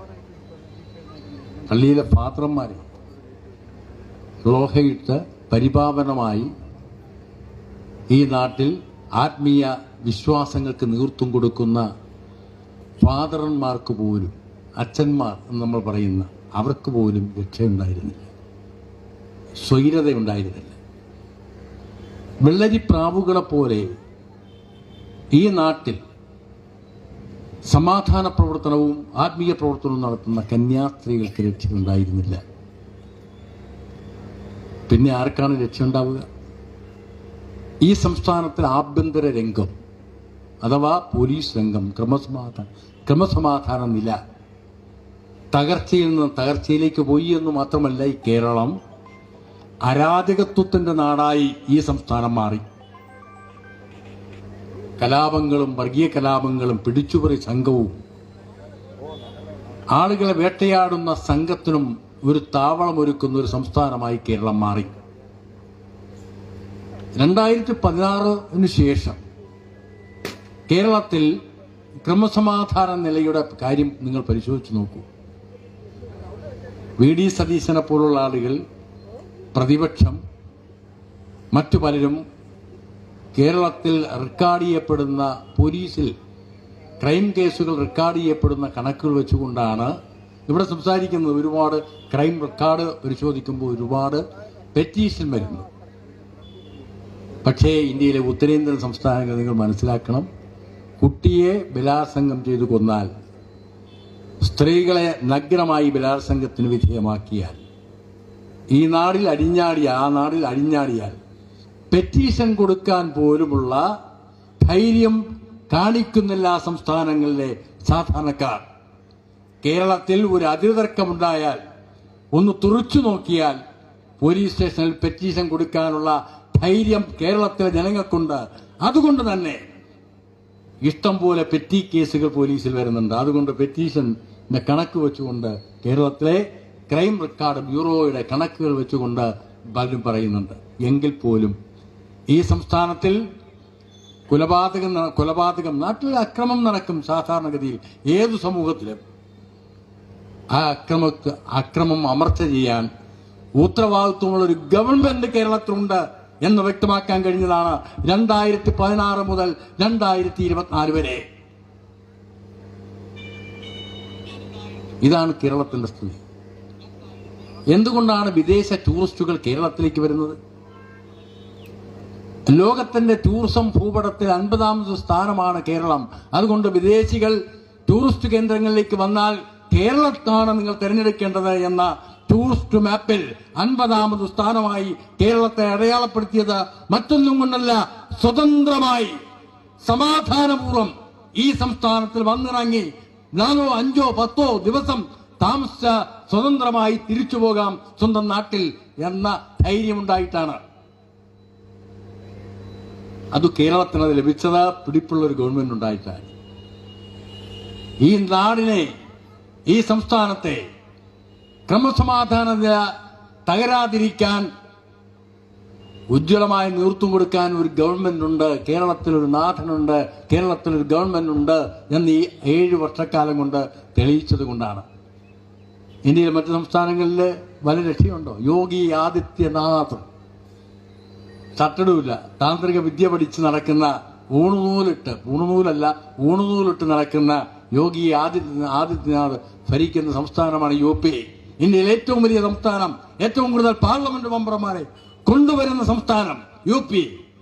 ഡൽഹിക്ക് തൊട്ടടുത്ത് കിടക്കുന്ന സംസ്ഥാനം, വിശാലമായ പ്രദേശം. രക്ഷയുണ്ടോ? നഗ്നമായി വേട്ടയാടിയാൽ, സ്ത്രീകൾ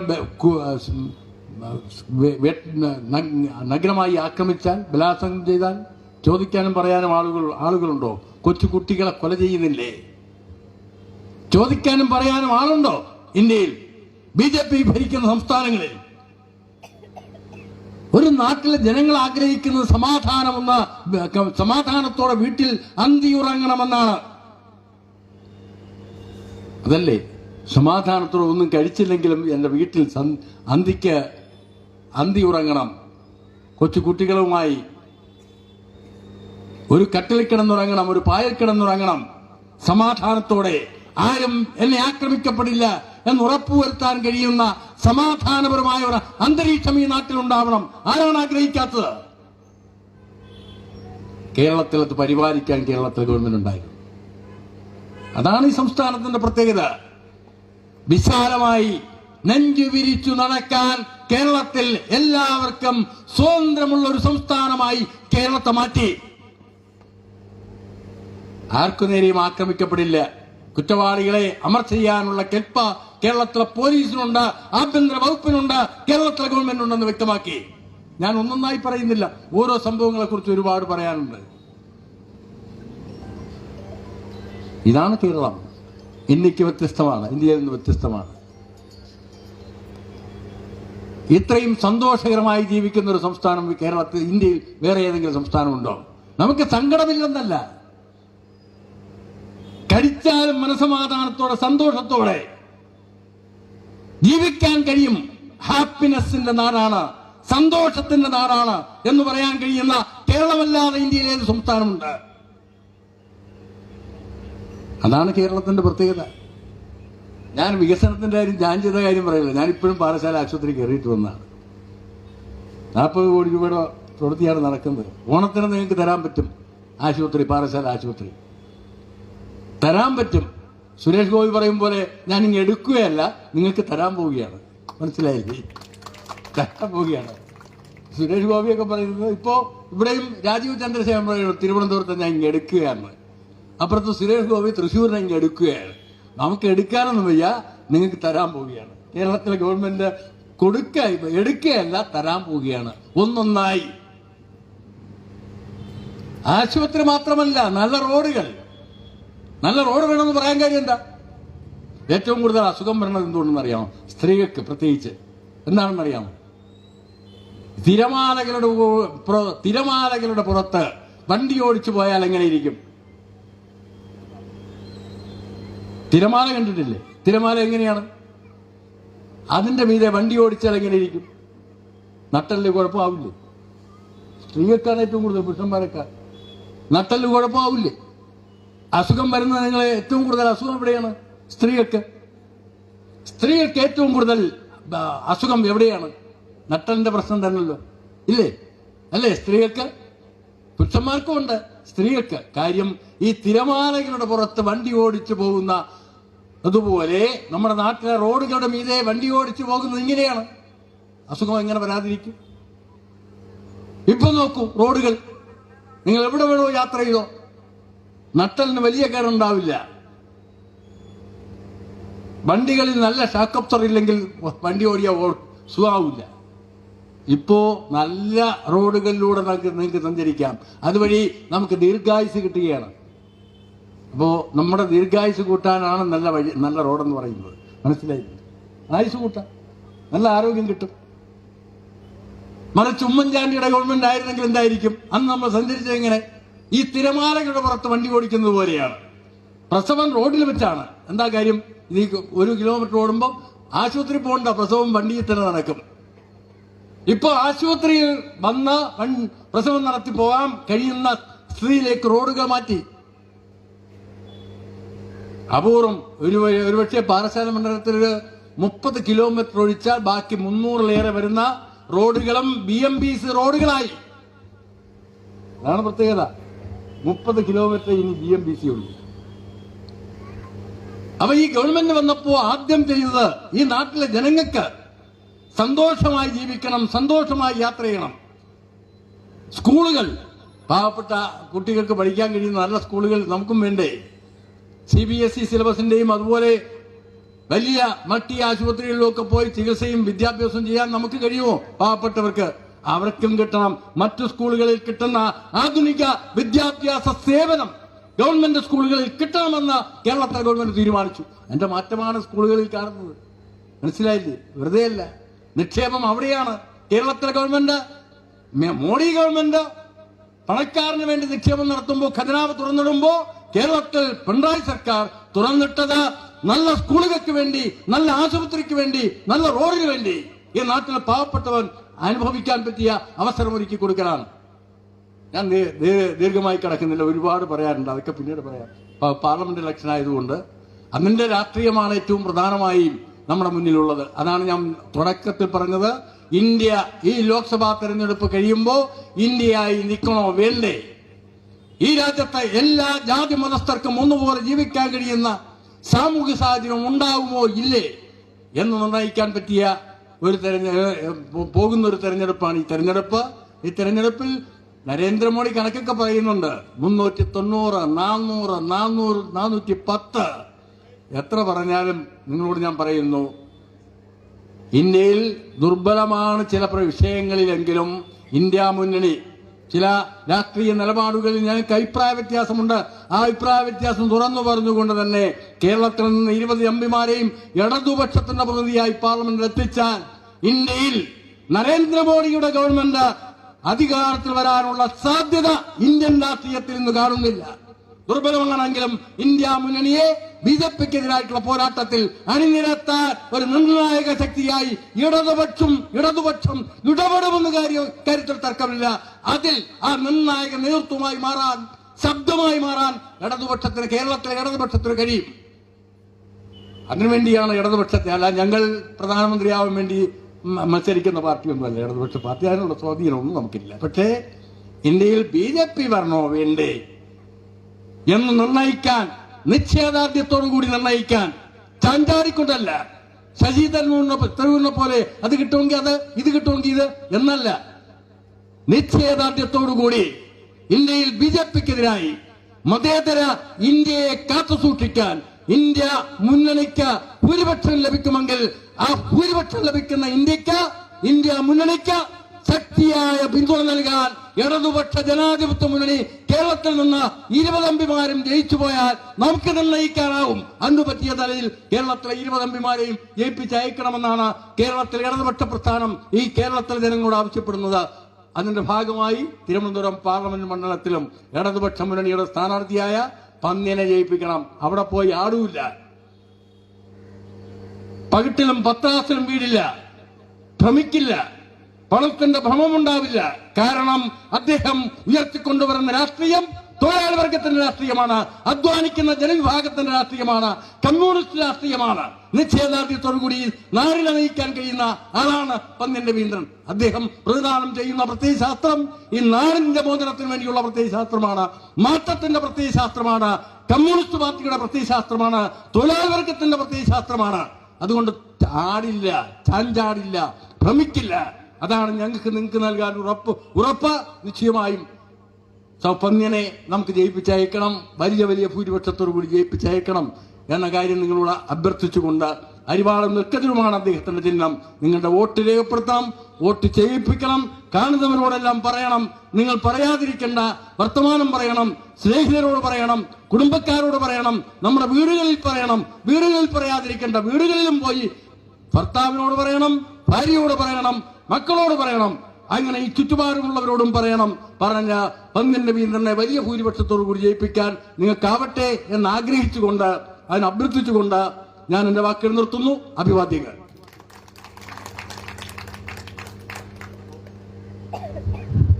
സഹകളെ, ഈ പൊതുസമ്മേളനം ഉദ്ഘാടനം ചെയ്തുകൊണ്ട് പ്രിയങ്കരനായിട്ടുള്ള CPIയുടെ സംസ്ഥാന സെക്രട്ടറിയും ഇടതുപക്ഷ ജനാധിപത്യ മുന്നണിയുടെ സമാനതനായിട്ടുള്ള സംസ്ഥാന നേതാവുമായിട്ടുള്ള സഖാവ് ബിനോയ് വിശ്വം MP നിങ്ങളോട് സംസാരിക്കും.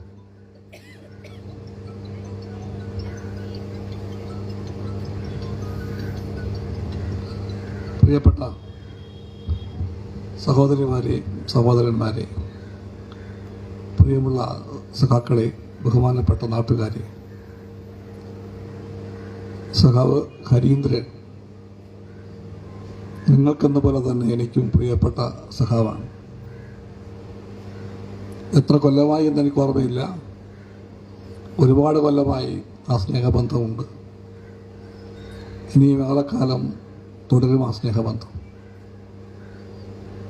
ഇടതുപക്ഷ പ്രസ്ഥാനം നമ്മളെ പഠിപ്പിച്ച ഒരു മൂല്യം സ്നേഹിക്കാനാണ്, അങ്ങോട്ടും ഇങ്ങോട്ടും സ്നേഹിക്കാനാണ്.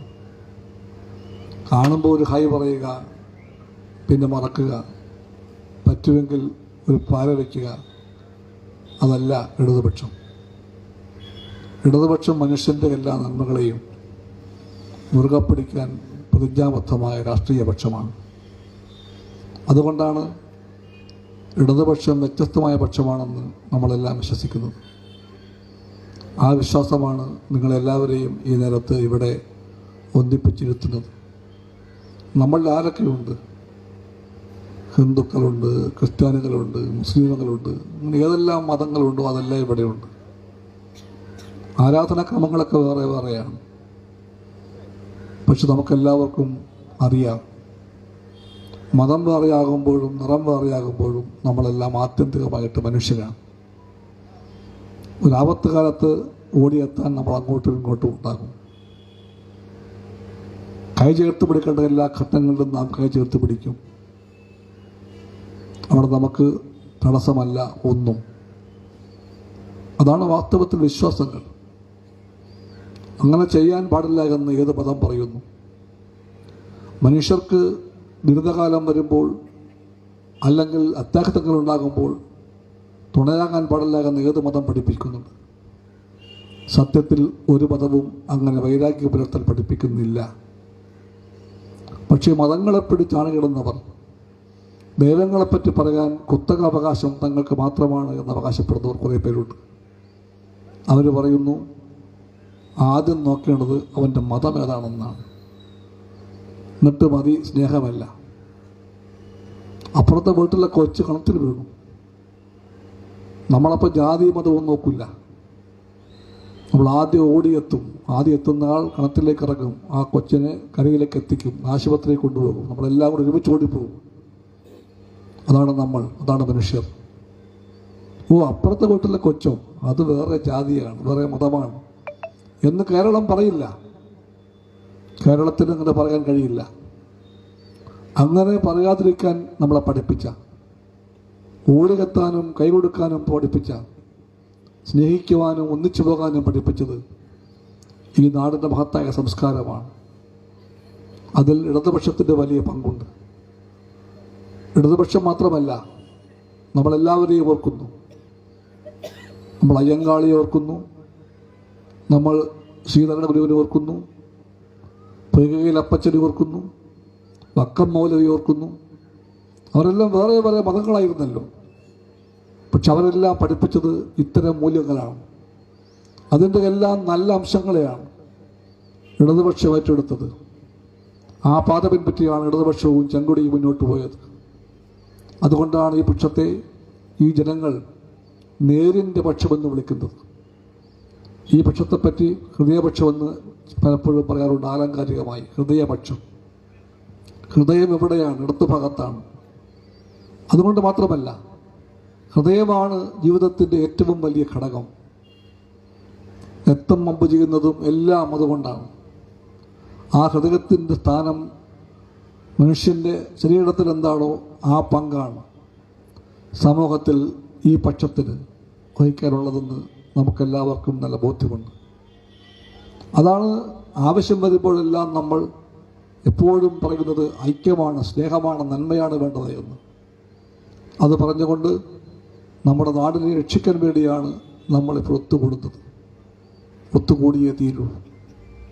ഇവിടെ അപ്പുറത്ത് നിൽക്കുന്നവർ പറയുകയാണ് നിറച്ച് പണമുണ്ടവർക്കെന്ന്. ഒരുപാട് പണമുണ്ട്, സമ്പന്നന്മാരാണവർ. അതൊക്കെ ശരിയായിരിക്കും. ഒരുപാട് പണം കാണും അവരുടെ കയ്യിൽ. കണക്കുള്ള പണവും കണക്കിൽ പെടാത്ത പണവും ഉണ്ടെന്ന് നമുക്കിപ്പോൾ അറിയാം. ചിലതെല്ലാം കണക്ക് പറയുമ്പോഴത്തേക്കും എല്ലാം പറയാൻ മറന്നുപോകും. അറിഞ്ഞും അറിയാതെയും മറക്കും. അത്രയേറെ പണമുണ്ടവർക്ക്. വേറെ ചിലതാണെങ്കിൽ മത്സരിക്കാൻ വരുമ്പോഴത്തേക്കും അത് മറക്കും. രാജ്യസഭയാണോ ലോക്സഭയാണോ എന്ന് അതും മറക്കും. പക്ഷെ അവർ പറയും, അവർ പണ്ഡിതന്മാരാണെന്ന് പറയും. നമുക്ക് സ്ഥാനാർത്ഥിയുണ്ട്, അവർ പറയുന്നത് ആ സ്ഥാനാർത്ഥിക്ക് ഇംഗ്ലീഷ് അറിയില്ല, ആ സ്ഥാനാർത്ഥിക്ക് പണമില്ലാത്ത സ്ഥാനാർത്ഥിയാണ്. നമ്മൾ 1000 വട്ടം പറയുന്നു നമ്മുടെ സ്ഥാനാർത്ഥിക്ക് പണമില്ല, ഇല്ല. പക്ഷേ അവർക്കെല്ലാം ഉള്ളതിനേക്കാളും സമ്പത്തുണ്ട് സ്ഥാനാർത്ഥിക്ക്. ആ സമ്പത്ത് ഏതാണ്? ആ സമ്പത്ത് മനുഷ്യന്റെ സ്നേഹത്തിന്റെ സമ്പത്താണ്. ആ സമ്പത്തിൽ പന്ന്യൻ ഇവരുടെ മത്സരിക്കാൻ കേൾപ്പുള്ള ആരുണ്ട് അവിടെ? രാജീവ് ചന്ദ്രശേഖരനുണ്ടോ? ശശി തരൂരുണ്ടോ? അവർക്കാർക്ക് മത്സരിക്കാൻ പറ്റില്ല. ആ മത്സരത്തിൽ ഒന്നാം സ്ഥാനമുള്ളത് ആർക്കും സംശയം വേണ്ട, അത് നമ്മുടെ സ്ഥാനാർത്ഥിക്കാണ്. ആ സ്ഥാനാർത്ഥിക്ക് അവർ പറയുന്നു ഭാഷാ പാണ്ഡിത്യം കുറവാണെന്ന്. എന്തിനാണ് ഭാഷ? ഭാഷ മനുഷ്യനെ അറിയാൻ വേണ്ടിയാണ്, അവൻ്റെ വേദനയും യാതനയും അറിയാൻ വേണ്ടിയാണ്, വിശപ്പും ദാഹവും അറിയാൻ വേണ്ടിയാണ്, ആ അറിവുകളെ എവിടെയെല്ലാം എത്തിക്കണമോ അവിടെ എത്തിക്കാൻ വേണ്ടിയാണ്. ആ ഭാഷ ഈ 3 പേരിൽ ആരെക്കാളും അറിവുള്ളത് മറ്റാർക്കുമല്ല, സഖാവ് പന്ന്യൻ രവീന്ദ്രനാണെന്ന് നമുക്ക് തികച്ചും ബോധ്യമുണ്ട്. അതുകൊണ്ടാണ് നാം പ്രഖ്യാപിക്കുന്നത്, എന്തെല്ലാം അപവാദ പ്രചാര വേലകളും നിറകെട്ട വർത്തമാനങ്ങളും ആരൊക്കെ പ്രചരിപ്പിച്ചാലും ശരി, 26-ാം തീയതി നമ്മൾ ബൂത്തുകളിലേക്ക് പോകുന്നത് സഖാവ് പന്ന്യന്റെ വിജയത്തിന് ആക്കം കൂട്ടാൻ വേണ്ടിയാണ്. 26-ാം തീയതി കഴിയുമ്പോൾ ജൂൺ 4 സഖാവ് പന്ന്യൻ രവീന്ദ്രൻ ഇവിടുത്തെ MP ആയി തുടങ്ങുമെന്ന് നമ്മളെല്ലാം പ്രഖ്യാപിക്കുകയാണ്. നമുക്ക് വേറൊരു MP വേണ്ട. ഇവിടെ നിങ്ങളൊക്കെ എഴുതി വെച്ചല്ലേ, വിശ്വ പൗരനായിരിക്കില്ല, പക്ഷെ ഈ MP-യെ വിശ്വസിക്കാൻ പറ്റുന്ന പൗരനായിരിക്കും. വിശ്വസിക്കാം. അദ്ദേഹത്തെ കാണാൻ നിങ്ങൾ വലിയ വലിയ മട്ടുപ്പാവുകളിലേക്ക് പോകേണ്ടതില്ല. വലിയ 5 നക്ഷത്രമോ 7 നക്ഷത്രമോ എല്ലാമുള്ള ഹോട്ടലിൽ പോകേണ്ടതില്ല. പന്ന്യൻ രവീന്ദ്രനെ കാണാൻ നിങ്ങൾക്ക് ഏറ്റവും അടുത്തുള്ള പാർട്ടി ഓഫീസിൽ പോകാം, പൊതുസ്ഥലത്ത് പോകാം, ചായക്കടയിൽ പോകാം. അവിടെയെല്ലാം പന്ന്യൻ രവീന്ദ്രൻ കാണും. കാണാനും മിണ്ടാനും ഒന്നും കൈച്ചീട്ട് മേടിക്കേണ്ടതില്ല. വലിയ കാറ് വേണ്ട, നിറയെ ബാങ്ക് ബാലൻസ് വേണ്ട. നിങ്ങൾ മനുഷ്യനാണോ? ആ മനുഷ്യന് എപ്പോഴും സ്ഥാനമുണ്ടായിരിക്കും ഈ MP-യുടെ അടുത്ത്. നമ്മുടെ വാഗ്ദാനം അതാണ്. നമ്മൾ ആ വാഗ്ദാനം പാലിക്കും. അപ്പുറത്ത് വലിയ ആളുകളാണ് മത്സരിക്കുന്നത്. അന്നാ തന്നെ അറിയാം, ഒരുപാട് പണമുള്ളവർ, പണം വാരി എറിയാൻ കെൽപ്പുള്ളവർ. രാജീവ് ചന്ദ്രശേഖരൻ, ശശി തരൂർ, അവർ പറയുന്നു പിന്നെ എന്തിനാണ് മത്സരം? മത്സരം വേണമെന്നിവിടെ. ആ മത്സരത്തിൽ നമുക്ക് ഉറപ്പായിട്ട് പറയാം, അവർ 2 പേരും 2 അല്ല, അവരൊന്നാണ്. കാര്യം വരുമ്പോൾ അവർ ഒന്നിച്ചു നിൽക്കും. ഇപ്പോഴും അവർക്കത് ബോധ്യമുണ്ട്. എപ്പോഴും ഓർത്തുകൊള്ളുക, ഇന്നിപ്പോൾ തീയതി 19 7-ാം ദിവസം തിരഞ്ഞെടുപ്പാണ്. അന്ന് നല്ല തീർച്ചയും മൂർച്ചയും വേണം. അതിനകം അവർ പല വേഷങ്ങളും കെട്ടും, പല വിവാദ ബോംബ് ജനിപ്പിക്കും, ഒരുപാട് പണം വീണ്ടും ഒഴുക്കും, ഒരുപാട് മദ്യം ഒഴുക്കും, ജാതിഭ്രാന്തലക്കം പ്രസവിക്കും, മതപ്രാന്തം ഉണ്ടാക്കാൻ നോക്കും. അതെല്ലാം നോക്കിയിട്ട് അവർ പറയാൻ ശ്രമിക്കുന്നത് പന്ന്യൻ രവീന്ദ്രൻ ആരുമല്ല, LDF ആരുമല്ല എന്നായിരിക്കും. പക്ഷേ നമ്മളാണ് എല്ലാം, LDF ആണ് എല്ലാം, അതവർക്ക് പറയാം.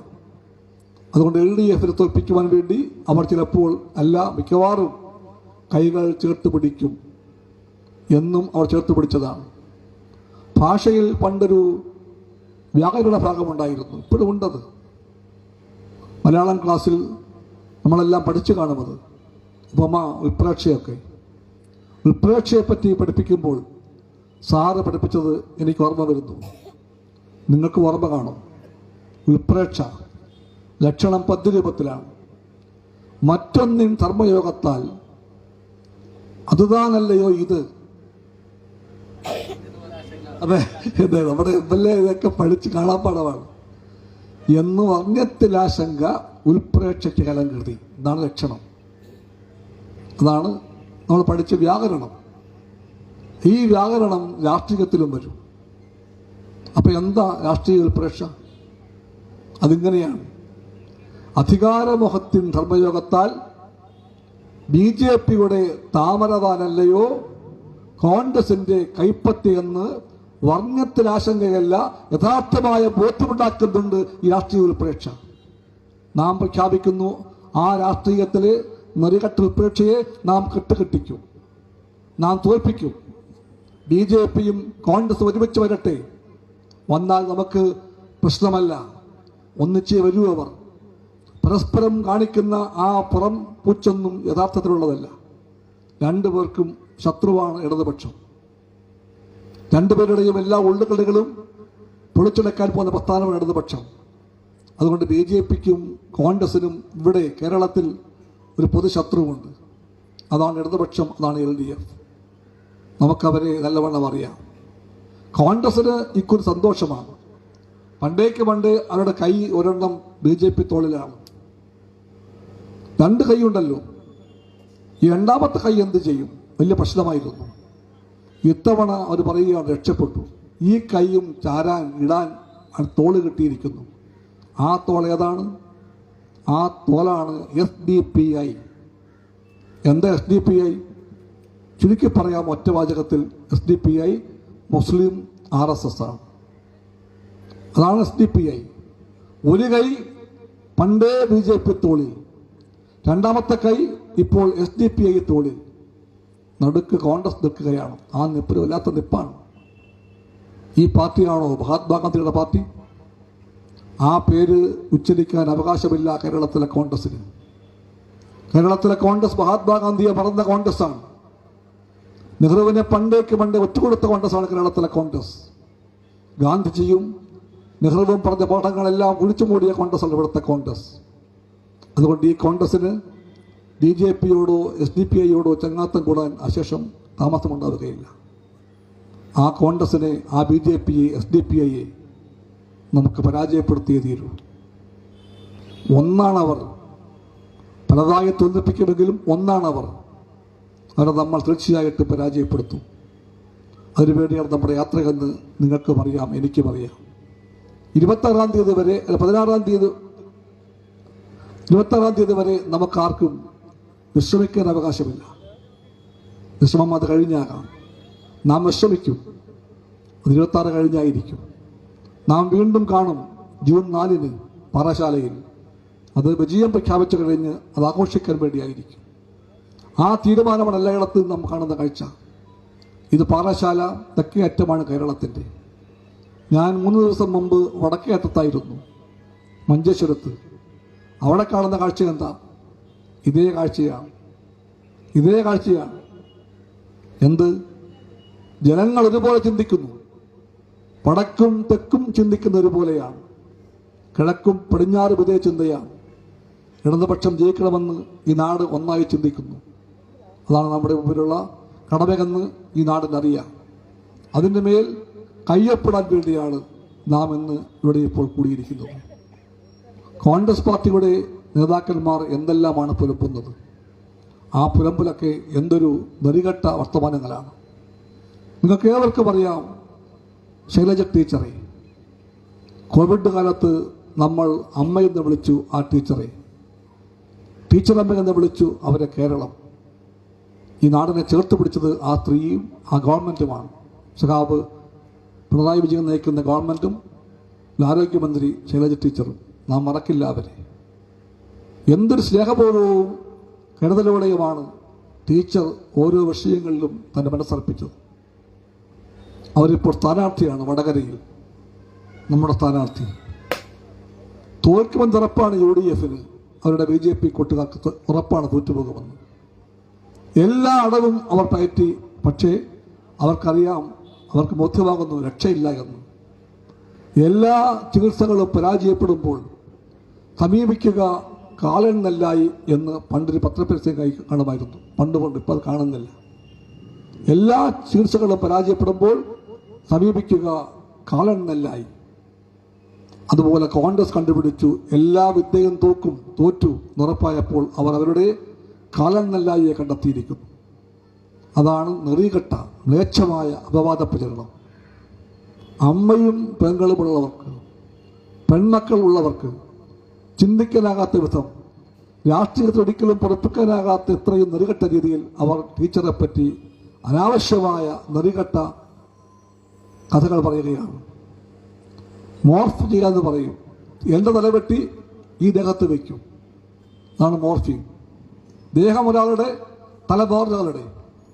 അതിപ്പോൾ പുല്ലുപോലെ ചെയ്യാൻ പറ്റും. നിറഞ്ഞ വീഡിയോകളിൽ, ആഭാസ വീഡിയോകളിൽ ഒരു തല മാറ്റിയിട്ട് ഈ തല വെച്ചാൽ ഏതാളെപ്പറ്റിയും ഇപ്പോൾ എന്ത് കഥയും പ്രചരിപ്പിക്കാം. കുറ്റകൃത്യമാണത്. വലിയ ശിക്ഷയുണ്ടാകും. പക്ഷെ അത്തരം കുറ്റവാളികൾ സമൂഹത്തിൽ ഒരു വേണ്ടുവോളമുണ്ട്. അവർ അത് ചെയ്തു. ടീച്ചറോടുള്ള രാഷ്ട്രീയ വൈരാഗ്യത്തിൻ്റെ പേരിൽ രാഷ്ട്രീയം പറയാൻ ഭയപ്പെട്ടുകൊണ്ട് വടകരയിൽ അവർ ചെയ്തത് ആ നെറികെട്ട വിദ്യയാണ്. അതിനെപ്പറ്റി അമർഷമുണ്ട് വടകരക്കാർക്ക്.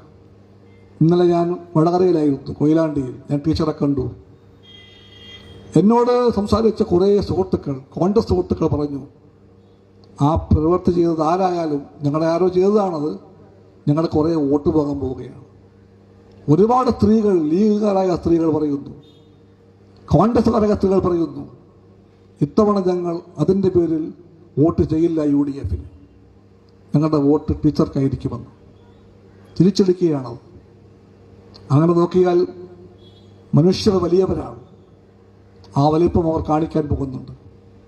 ഇത്തവണ ഒരുപാട് കോൺഗ്രസ്സുകാർ വടകര മാത്രമല്ല എല്ലാ സ്ഥലങ്ങളിലും വോട്ട് ചെയ്യാൻ പോകുന്നത് LDF ആയിരിക്കും. എല്ലാവർക്കും അറിയാവുന്നൊരു പേരാണല്ലോ ശ്രീരാമന്റെ പേർ. നിങ്ങൾക്ക് ഹിന്ദുവോ ക്രിസ്ത്യാനിയോ മുസൽമാനോ ആരുമാകട്ടെ, എല്ലാവർക്കും രാമായണം അറിയാം. രാമായണത്തിൽ ഇത്ര ഗംഭീരമായ രീതിയിലാണ് വാത്മീകി രാമനെപ്പറ്റി പറയുന്നത്. വാത്മീകി രാമനെപ്പറ്റി പറഞ്ഞത് മര്യാദ പുരുഷോത്തമൻ എന്നാണ്. മര്യാദ പുരുഷോത്തമൻ. വാത്മീകി പിന്നെയും പറഞ്ഞു, രാമൻ കനിവിൻ്റെ നിറനിലാവ് ആണെന്ന്. കനിവിൻ്റെ നിറനിലാവെന്ന വാക്ക് നിങ്ങൾ വീണ്ടും വീണ്ടും പറയുക 3 പ്രാവശ്യം. അർത്ഥം എല്ലാവർക്കും മനസ്സിലാകും. കനിവിൻ്റെ നിറനിലാവാണ് രാമൻ. ആ രാമനെ ഇന്ത്യക്കറിയാം. ആ രാമനെ പക്ഷേ BJP എന്താക്കി? മതത്തെ, വിശ്വാസങ്ങളെയെല്ലാം BJP എന്താക്കുന്നു? രാമനെ BJP എന്താക്കിയെന്ന് നിങ്ങൾക്കെല്ലാവർക്കും ഓർക്കാൻ എളുപ്പമുണ്ട്. കുറേ നാൾക്ക് മുമ്പ് രാമന്റെ പേരിൽ അമ്പലം പണിയാനായി, ബാബറി മസ്ജിദ് പൊളിക്കാനായുള്ള ഭ്രാന്ത് പിടിച്ച മുദ്രാവാക്യവുമായി BJP രംഗത്തിറങ്ങിയ കാലത്താണ് നാം BJPയുടെ രാമനെ കണ്ടത്. എല്ലാ അങ്ങാടികളിലും ഉണ്ടായിരുന്നു അന്ന് BJPയുടെ രാമൻ. ആ രാമന്റെ മുഖത്ത് എവിടെയാണ് കനിവുണ്ടായിരുന്നത്? കുലച്ചു പിടിച്ച് അമ്പും വില്ലുമായി അവർ രാമനെ വരച്ചു വെച്ചു. ആ രാമന്റെ മുഖത്ത് എവിടെയും കനിവിന്റെ കണിക പോലും ഉണ്ടായിരുന്നില്ല. ക്രോധമാണ്, രൗദ്രഭാവമാണ്, കണ്ണിൽ തീയാളുകയാണ്. തീയാളുന്ന കണ്ണുകളുമായി, രോഷം വമിക്കുന്ന മുഖച്ഛായയുമായി ആ രാമൻ ഇന്ത്യയോട് യുദ്ധം പ്രഖ്യാപിച്ചപ്പോൾ നിൽക്കുകയാണ്. മര്യാദയ്ക്ക് ആ പള്ളി പൊളിച്ച് അതേ സ്ഥാനത്ത് അതേ രൂപത്തിൽ എനിക്ക് വേണ്ടി അമ്പലം പണിതില്ല എങ്കിൽ BJPക്കാരാ എന്ന് അവരെ തന്നെ നോക്കി ഭയപ്പെടുത്തും പോലെ അവർ രാമനെ വരച്ചു വെച്ചിരിക്കുന്നു. ആ രാമൻ യഥാർത്ഥ രാമനല്ല. ആ രാമനെ ഇന്ത്യക്കറിയില്ല. ഇന്ത്യക്ക് അറിയുന്ന രാമൻ രാമായണത്തിലെ രാമനാണ്, വാത്മീകി പരിചയപ്പെടുത്തിയ രാമനാണ്. അമ്മയുടെ മുലപ്പാലിൽ കൂടി പോലും നമ്മളെല്ലാം അതെല്ലാം വായിച്ചൊരു അറിഞ്ഞു വരുവാണ്. ആ രാമനെ അറിയാൻ ആർക്കും കഴിയും. മുസ്ലിമിനും കഴിയും, ക്രിസ്ത്യാനിക്കും കഴിയും, ഹിന്ദുവിനും കഴിയും, വിശ്വാസിക്കും കഴിയും, അവിശ്വാസിക്കും പറ്റും. രാമൻ അങ്ങനെ ഒരു പ്രതീകമാണ്. ആ രാമന്റെ കഥയെന്താന്ന് ഓർത്തു നോക്കൂ നിങ്ങൾ. രാമനെപ്പറ്റി വാത്മീകി പറയുന്നുണ്ട്. രാമായണത്തിലെ ഏറ്റവും പിരിമുറുക്കമുള്ള നിമിഷമാണത്. ദശരഥ മഹാരാജാവ് തന്റെ മകനായ രാമനെ രാജാവാക്കാൻ പോവുകയാണ്.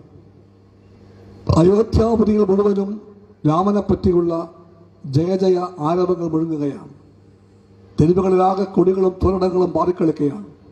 എല്ലാവരുടെ ചുറ്റിലും രാമൻ രാമൻ എന്ന പേര് മാത്രം.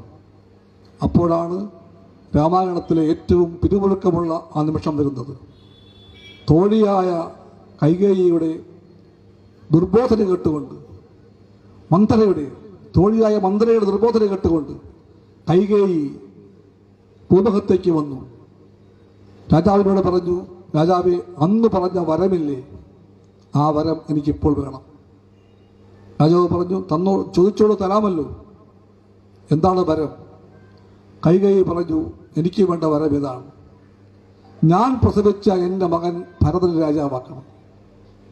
രാമനെ രാജാവാക്കാൻ പാടില്ലെന്ന് മാത്രമല്ല, രാമനെ കാട്ടിലേക്ക് അയക്കണം.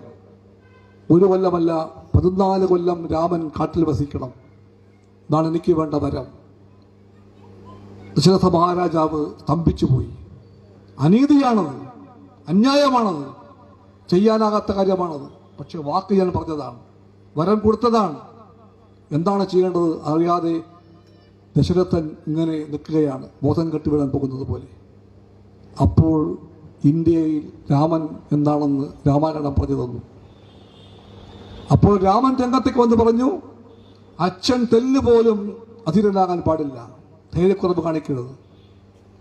അങ്ങ് ധൈര്യമായിട്ട് നിൽക്കുക, ഭരതകുമാരനെ വിളിക്കുക, രാജാവായി അവനെ വാഴിക്കുക.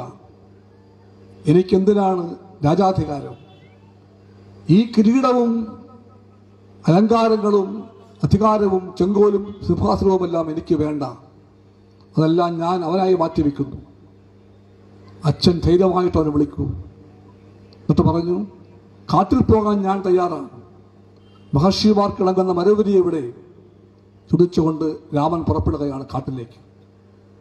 രാമായണം പറയുകയാണ്, BJP രാമനല്ല കേട്ടോ, BJP രാമനല്ല, സാക്ഷാൽ രാമൻ, വാത്മീകി രാമൻ, രാമായണം ഇന്ത്യയെ പഠിപ്പിച്ച രാമൻ. ആ രാമൻ പുറപ്പെട്ടപ്പോൾ സീത പറഞ്ഞു, ഞാനും കൂടെ വരുമെന്ന്. അപ്പോൾ രാമൻ പറയുകയാണ്, വൈദേഹി പോരേണ്ട ബാലേ, പൈ ദാഹശാന്തിക്ക് ഉപായങ്ങളില്ല. ഹാ ദേവി, കല്ലുണ്ട് മുള്ളുണ്ട് കാട്ടിൽ, പാദരക്ഷയ്ക്കും ഉപായങ്ങളില്ല, അതുകൊണ്ട് നീ വരണ്ട. അപ്പോൾ സീത പറഞ്ഞു, ഞാൻ വരും. എവിടെയാണോ ഭർത്താവ് അവിടെയാകണം ഭാര്യ, ഞാനും വരും. സീത പുറപ്പെട്ടു. ലക്ഷ്മണനും കൂടെ കൂടി. ഒരു ഭാഗത്ത് ഭാര്യ, വേറൊരു ഭാഗത്ത് ലക്ഷ്മണൻ. അവർ മൂവരും കൂടെ കയറിയത് ഒരു തേരിലാണ്. അച്ഛൻ പറഞ്ഞു, മകനോട് പറഞ്ഞു, ആ സരയൂ തീരം വരെ നീ എൻ്റെ തേരിൽ പോവുക. ആ തേർ കളിക്കുന്ന തേരാളിയാണ് സുമന്ത്രർ. ആ തേർ സരയൂ തീരം അണഞ്ഞപ്പോൾ രാമൻ വീണ്ടും പറയുകയാണ്, സുമന്ത്രരെ തേർ നിർത്തുക. ഞാനിതാ ഈ രത്നങ്ങളും വൈരങ്ങളും പതിച്ച വളകളും മോതിരങ്ങളും മാലകളുമെല്ലാം അടിച്ച് തേർത്തളത്തിൽ വയ്ക്കുന്നു. മഹർഷിമാർക്ക് അതൊന്നും വേണ്ട എന്ന് പറഞ്ഞുകൊണ്ട് പോയ രാമൻ സർവസംഘ പരിത്യാഗിയാണ്. അതാണ് രാമൻ. ആ രാമനെയാണ് ഇന്ത്യക്കറിയാവുന്നത്. ആ രാമൻ ഒരിക്കലും പറയില്ല, എനിക്ക് അമ്പലം പണിയണമെങ്കിൽ ആ അമ്പലം പണിയേണ്ടത് 100 കണക്കിനൊക്കെ സ്ഥലം തരിശായി കിടക്കുന്ന അയോധ്യയിൽ എവിടെയെങ്കിലും ആകാൻ പാടില്ല. 1/2 ഇഞ്ച് പോലും ഇടത്തേക്കോ വലത്തേക്കോ മാറിയിട്ടാകാൻ പാടില്ല. എവിടെയാണോ 400 കൊല്ലക്കാലം ബാബറി പള്ളി നിന്നത്, അതിന്റെ മൂലക്കൽ എവിടെയാണോ അവിടെ തന്നെ വേണം എനിക്ക് അമ്പലം പണിയണമെന്ന് രാമൻ പറയുമ്പോൾ ധാരിച്ചിരിക്കുന്നു. രാമൻ അത് പറയില്ല. പക്ഷെ BJP പറയുന്നു, ഞങ്ങൾക്ക് ഉറപ്പാണ് അവിടെയാണ് രാമന്റെ അമ്മ രാമനെ പ്രസവിച്ചത്. രാമന്റെ ജന്മം എന്നാണ്? ത്രേതായുഗത്തിലാണ്. ത്രേതായുഗം എന്നാണ്? 1000 കൊല്ലം മുമ്പ് ത്രേതായുഗം. അന്നത്തെ പ്രസവത്തിന്റെ കൃത്യമായ സ്ഥലം ആർക്കും അറിയില്ല, പക്ഷേ BJPക്ക് അറിയാം. അവർ പറയുന്നത് ഇവിടെ തന്നെയാണ്. ശ്രീരാമന്റെ അമ്മ കൗസല്യയാണോ? അതെ. അങ്ങനെയാണെങ്കിൽ ആ പ്രസവത്തിന്റെ സ്ഥലം ഇവിടെ തന്നെയാണ്, ഇവിടെ തന്നെ വേണം.